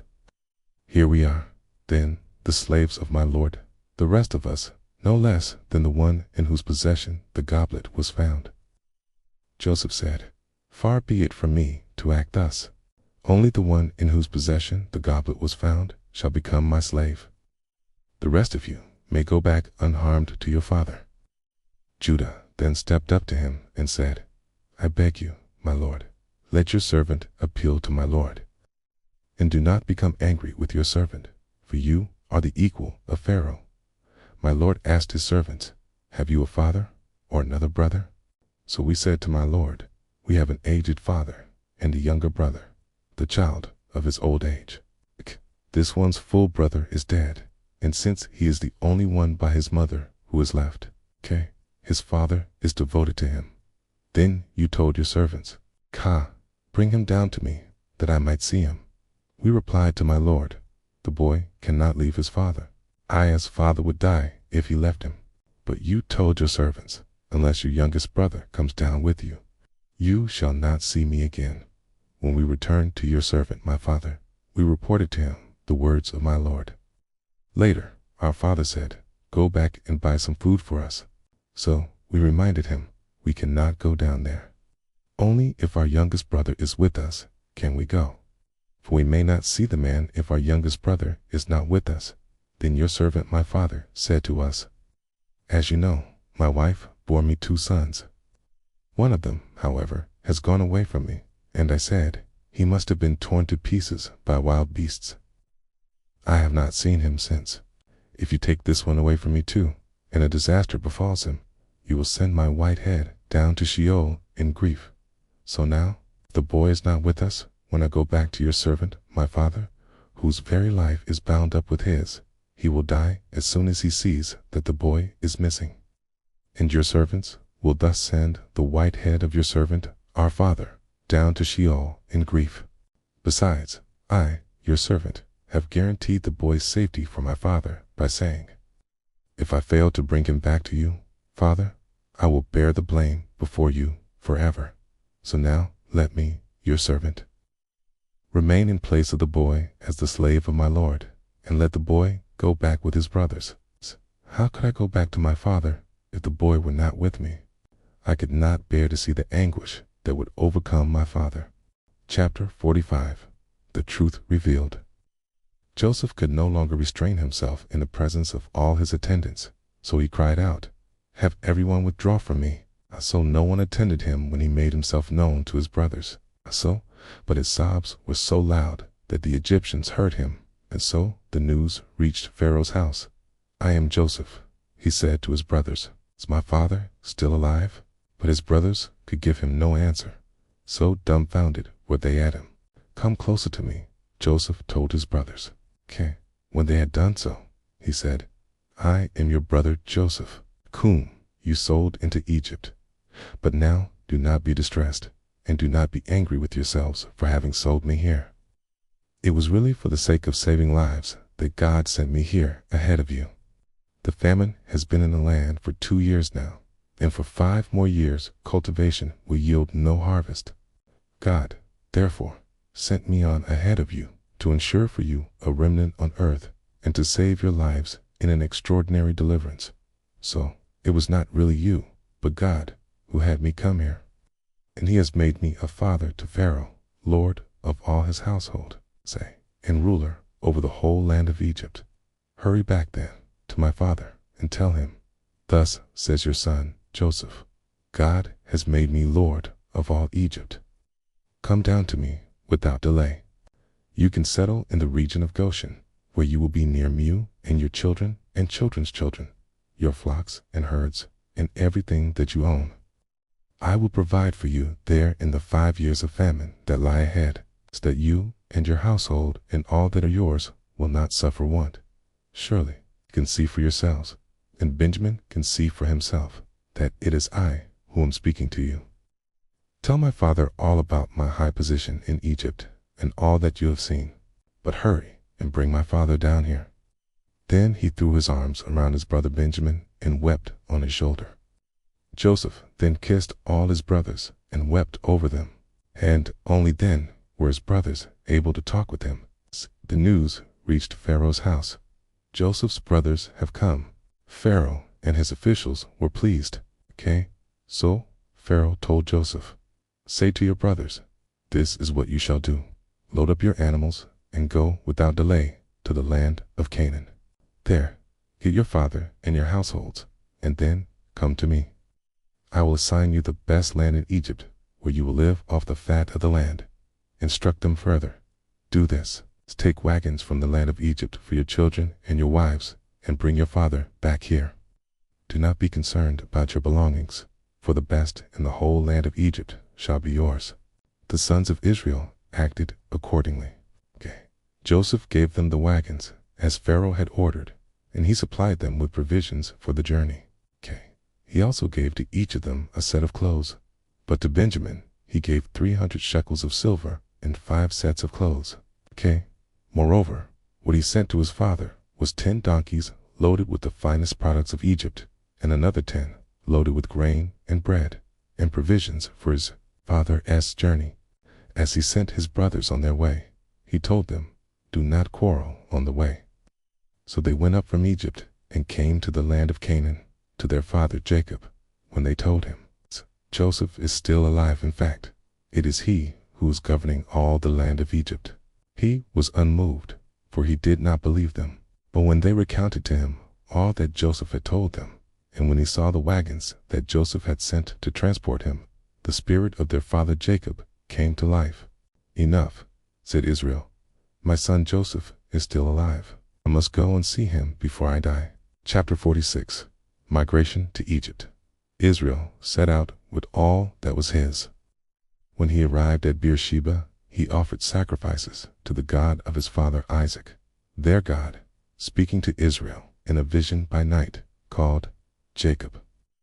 Jacob, he answered, here I am. Then he said, I am God, the God of your father. Do not be afraid to go down to Egypt, for there I will make you a great nation. I will go down to Egypt with you, and I will also bring you back here after Joseph has closed your eyes. So Jacob departed from Beersheba. The sons of Israel put their father and their wives and children on the wagons that Pharaoh had sent to transport him. They took with them their livestock and the possessions they had acquired in the land of Canaan. So Jacob and all his descendants came to Egypt, his sons and his grandsons, his daughters and his granddaughters, his descendants he took with him to Egypt. These are the names of the Israelites. Jacob and his children who came to Egypt. Reuben, Jacob's firstborn, and the sons of Reuben, Hanok, Palu, Hezron, and Carmi, the sons of Simeon, Jemuel, Jamin, Ohad, Jachin, Zohar, and Shaul, son of a Canaanite woman. The sons of Levi, Gershon, Kohath, and Merari. The sons of Judah, Onan, Shelah, Perez, and Zerah. But and Onan had died in the land of Canaan. And the sons of Perez were Hezron and Hamuel. The sons of Issachar, Tola, Puah, Jashub, and Shimron. The sons of Zebulun, Sered Elon, and Jali. These were the sons whom Leah bore to Jacob in Padanaram, along with his daughter Dinah, 33 persons in all, sons and daughters. The sons of Gad, Zephon, Haggi, Shuni, Esbon, Eri, Arod, and Areli. The sons of Asher, Imnah, Ishva, and Beriah, with their sister Sarah. And the sons of Beriah, Heber and Malchiel. These are the children of Zilpah, whom Laban had given to his daughter Leah. These she bore to Jacob, 16 persons in all. The sons of Jacob's wife Rachel, Joseph, and Benjamin. In the land of Egypt, Joseph became the father of Manasseh and Ephraim, whom Asenath, daughter of Potiphera, priest of Heliopolis, bore to him. The sons of Benjamin, Bala, Becher, Ashbel, Jerah, Naaman, Ahiram, Shupam, Hupam, and Ard. These are the sons whom Rachel bore to Jacob, 14 persons in all. The sons of Dan, Hashem, sons of Naphtali, Jazeel, Guni, Yezer, and Shalom. These are the sons of Bilhah, whom Laban had given to his daughter Rachel. These she bore to Jacob, 7 persons in all. Jacob's people who came to Egypt, his direct descendants, not counting the wives of Jacob's sons, numbered 66 persons in all, together with Joseph's sons who were born to him in Egypt, to persons all. The people comprising the household of Jacob, who had come to Egypt, amounted to 70 persons in all. Israel had sent Judah ahead to Joseph, so that he might meet him in Goshen. On his arrival in the region of Goshen, Joseph prepared his chariot and went up to meet his father Israel in Goshen. As soon as Israel made his appearance, Joseph threw his arms around him and wept a long time on his shoulder. And Israel said to Joseph, "At last I can die, now that I have seen for myself that you are still alive." Joseph then said to his brothers and his father's household, "I will go up and inform Pharaoh, telling him, 'My brothers and my father's household, whose home is in the land of Canaan, have come to me. The men are shepherds, having been owners of livestock, and they have brought with them their flocks and herds, as well as everything else they own. So, when Pharaoh summons you and asks what your occupation is, you must answer, "We, your servants, like our ancestors, have been owners of livestock from our youth until now." In order that you may stay in the region of Goshen, since all shepherds are abhorrent to the Egyptians. Chapter 47, Settlement in Goshen. Joseph went and told Pharaoh, "My father and my brothers have come from the land of Canaan, with their flocks and herds and everything else they own, and they are now in the region of Goshen." He then presented to Pharaoh 5 of his brothers, whom he had selected from their full number. When Pharaoh asked them, "What is your occupation?" they answered, "We, your servants, like our ancestors, are shepherds." "We have come," they continued, "in order to sojourn in this land. For there is no pasture for your servants' flocks, because the famine has been severe in the land of Canaan. So now, please let your servants settle in the region of Goshen." Pharaoh said to Joseph, "Now that your father and your brothers have come to you, the land of Egypt is at your disposal. Settle your father and brothers in the pick of the land. Let them settle in the region of Goshen. And if you know of capable men among them, put them in charge of my livestock." Then Joseph brought his father Jacob and presented him to Pharaoh. And Jacob blessed Pharaoh. Then Pharaoh asked Jacob, "How many years have you lived?" Jacob replied, "The years I have lived as a wayfarer amount to 130. Few and hard have been these years of my life, and they do not compare with the years that my ancestors lived as wayfarers." Then Jacob blessed Pharaoh and withdrew from his presence. Joseph settled his father and brothers and gave them a holding in Egypt on the pick of the land in the region of Ramesses, as Pharaoh had ordered. And Joseph provided food for his father and brothers and his father's whole household, down to the youngest. Joseph's land policy. Since there was no food in all the land because of the extreme severity of the famine, and the lands of Egypt and Canaan were languishing from hunger, Joseph gathered in, as payment for the grain that they were buying, the money that was to be found in Egypt and Canaan, and he put it in Pharaoh's house. When all the money in Egypt and Canaan was spent, all the Egyptians came to Joseph, pleading, "Give us food. Why should we perish in front of you? For our money is gone." "Give me your livestock if your money is gone," replied Joseph. "I will give you food in return for your livestock." So they brought their livestock to Joseph, and he gave them food in exchange for their horses, their flocks of sheep and herds of cattle, and their donkeys. Thus, he supplied them with food in exchange for all their livestock in that year. That year ended, and they came to him in the next one and said, "We cannot hide from my lord that, with our money spent and our livestock made over to my lord, there is nothing left to put at my lord's disposal except our bodies and our land. Why should we and our land perish before your very eyes? Take us and our land in exchange for food, and we will become Pharaoh's slaves and our land his property. Only give us seed, that we may survive and not perish, and that our land may not turn into a waste." So Joseph acquired all the land of Egypt for Pharaoh. Each of the Egyptians sold his field, since the famine weighed heavily upon them. Thus the land passed over to Pharaoh, and the people were reduced to slavery, from one end of Egypt's territory to the other. Only the priests' lands Joseph did not acquire.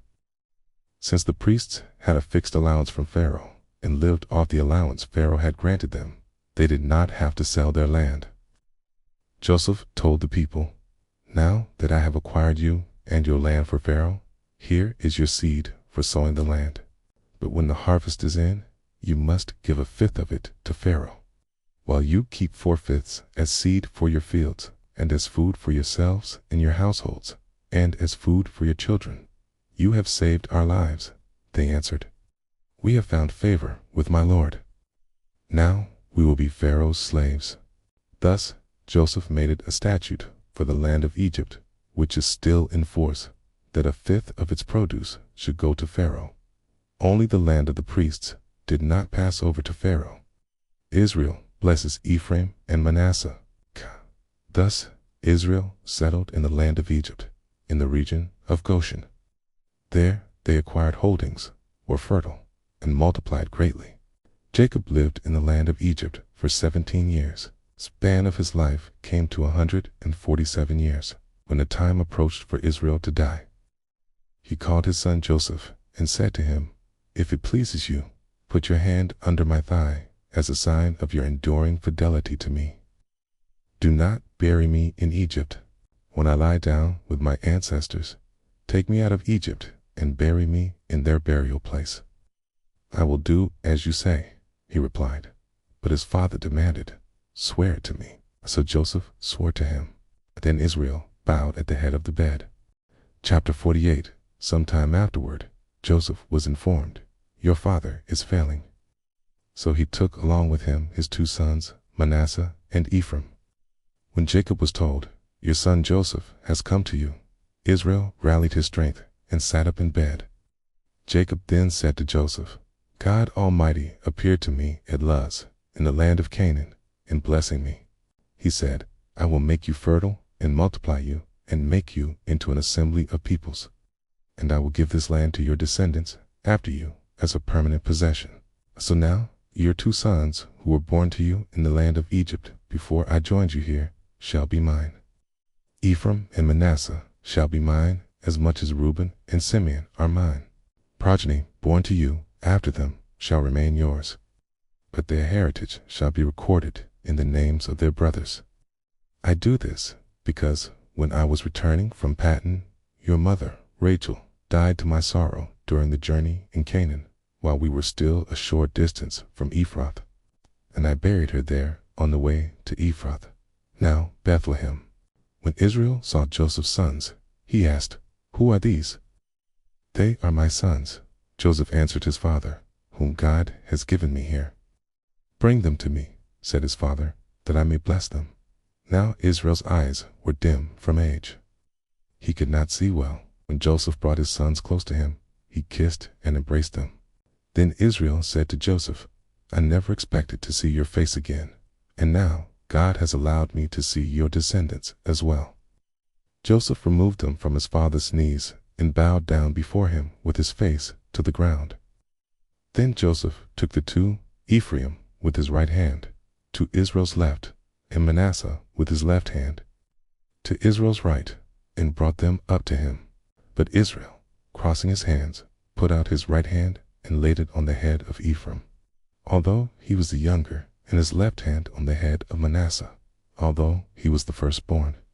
Then he blessed them with these words, May the God in whose presence my fathers, Abraham and Isaac, walked, the God who has been my shepherd from my birth to this day, the angel who has delivered me from all harm, bless these boys, that in them my name be recalled, in the names of my fathers, Abraham and Isaac, and they may become teeming multitudes upon the earth. When Joseph saw that his father had laid his right hand on Ephraim's head, this seemed wrong to him. So he took hold of his father's hand to remove it from Ephraim's head to Manasseh's, saying, That is not right, father.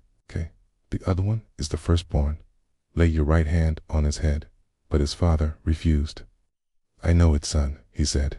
I know. That one too shall become a people, and he too shall be great.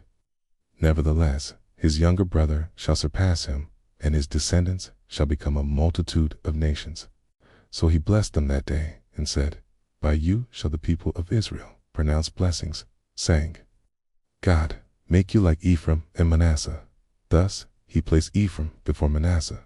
Then Israel said to Joseph, I am about to die, but God will be with you and will restore you to the land of your ancestors. As for me, I give to you, as to the one above his brothers, Shechem, which I captured from the Amorites with my sword and bow. Chapter 49. Jacob's Testament. Jacob called his sons and said, Gather around, that I may tell you what is to happen to you in days to come. Assemble and listen. Sons of Jacob, listen to Israel, your father. You, Reuben, my firstborn, my strength and the first fruit of my vigor, excelling in rank and excelling in power. Turbulent as water, you shall no longer excel.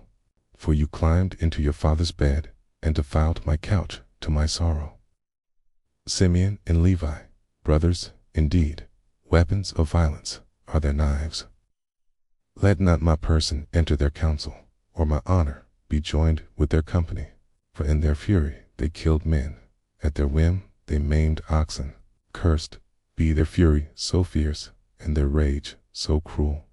I will scatter them in Jacob, disperse them throughout Israel. You Judah, shall your brothers praise, your hand on the neck of your enemies. The sons of your father shall bow down to you. Judah is a lion's cub. You have grown up on prey, my son. He crouches, lies down like a lion, like a lioness who would dare rouse him. The scepter shall never depart from Judah, or the mace from between his feet, until a tribute comes to him, and he receives the people's obedience. He tethers his donkey to the vine, his donkeys fall to the choicest stem. In wine he washes his garments, his robe in the blood of grapes. His eyes are darker than wine, and his teeth are whiter than milk. Zebulun shall dwell by the seashore. He will be a haven for ships, and his flank shall rest on Sidon. Issachar is a raw-boned donkey, crouching between the saddlebags. When he saw how good a settled life was, and how pleasant the land, he bent his shoulder to the burden and became a toiling serf. Dan shall achieve justice for his people as one of the tribes of Israel. Let Dan be a serpent by the roadside, a horned viper by the path that bites the horse's heel, so that the rider tumbles backward. I long for your deliverance, O Lord. Gad shall be raided by raiders, but he shall raid at their heels. Asher's produce is rich, and he shall furnish delicacies for kings. Naphtali is a hind let loose, which brings forth lovely fawns. Joseph is a wild colt by a spring, wild colts on a hillside. Harrying him and shooting, the archers opposed him, but his bow remained taut, and his arms were nimble.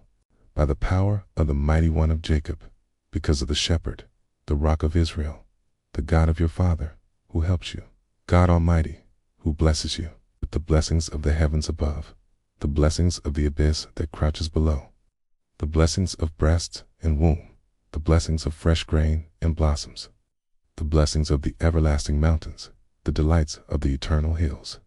May they rest on the head of Joseph, on the brow of the prince among his brothers. Benjamin is a ravenous wolf. Mornings he devours the prey, and evenings he distributes the spoils. Farewell and death. All these are the 12 tribes of Israel, and this is what their father said about them as he blessed them. Okay, to each he gave a suitable blessing. Then he gave them this charge: since I am about to be gathered to my people, bury me with my ancestors in the cave that lies in the field of Ephron the Hittite, the cave in the field of Machpelah, facing on Mamre in the land of Canaan, the field that Abraham bought from Ephron the Hittite for a burial ground. There Abraham and his wife Sarah are buried, and so are Isaac and his wife Rebekah. And there, too, I buried Leah, the field and the cave in it that had been purchased from the Hittites. When Jacob had finished giving these instructions to his sons, he drew his feet into the bed, breathed his last, and was gathered to his people. Chapter 50. Jacob's funeral. Joseph flung himself upon his father and wept over him as he kissed him. Then Joseph ordered the physicians in his service to embalm his father. When the physicians embalmed Israel, they spent 40 days at it, for that is the full period of embalming. And the Egyptians mourned him for 70 days. When the period of mourning was over, Joseph spoke to Pharaoh's household. If you please, appealed to Pharaoh, saying, My father made me swear, I am dying. Bury me in my grave that I have prepared for myself in the land of Canaan. So now let me go up to bury my father. Then I will come back. Pharaoh replied, Go and bury your father, as he made you promise on oath. So Joseph went up to bury his father. And with him went all of Pharaoh's officials who were senior members of his household, and all the other elders of the land of Egypt, as well as Joseph's whole household, his brothers, and his father's household. Only their children and their flocks and herds were left in the region of Goshen. Chariots, too, and horsemen went up with him. It was a very imposing retinue. When they arrived at Goren-Hatted, which is beyond the Jordan, they held there a very great and solemn memorial service. And Joseph observed 7 days of mourning for his father. When the Canaanites who inhabited the land saw the mourning at Goren-Hatted, they said, This is a solemn funeral on the part of the Egyptians. That is why the place was named Abel Mizraim. It is beyond the Jordan. Thus Jacob's sons did for him as he had instructed them. They carried him to the land of Canaan and buried him in the cave in the field of Machpelah, facing on Mamre, the field that Abraham had bought for a burial ground from Ephron the Hittite. After Joseph had buried his father, he returned to Egypt, together with his brothers and all who had gone up with him for the burial of his father. Plea for forgiveness.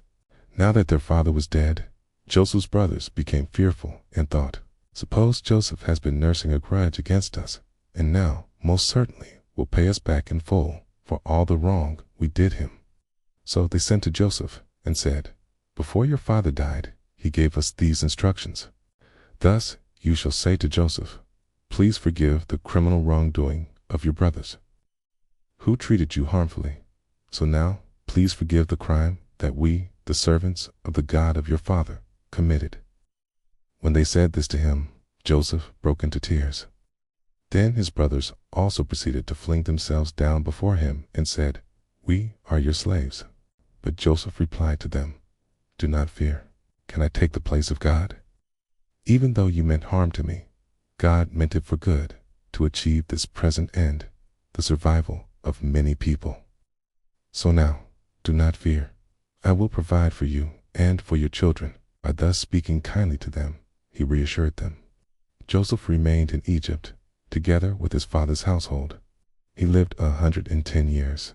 He saw Ephraim's children to the third generation, and the children of Manasseh's son Machir were also born on Joseph's knees.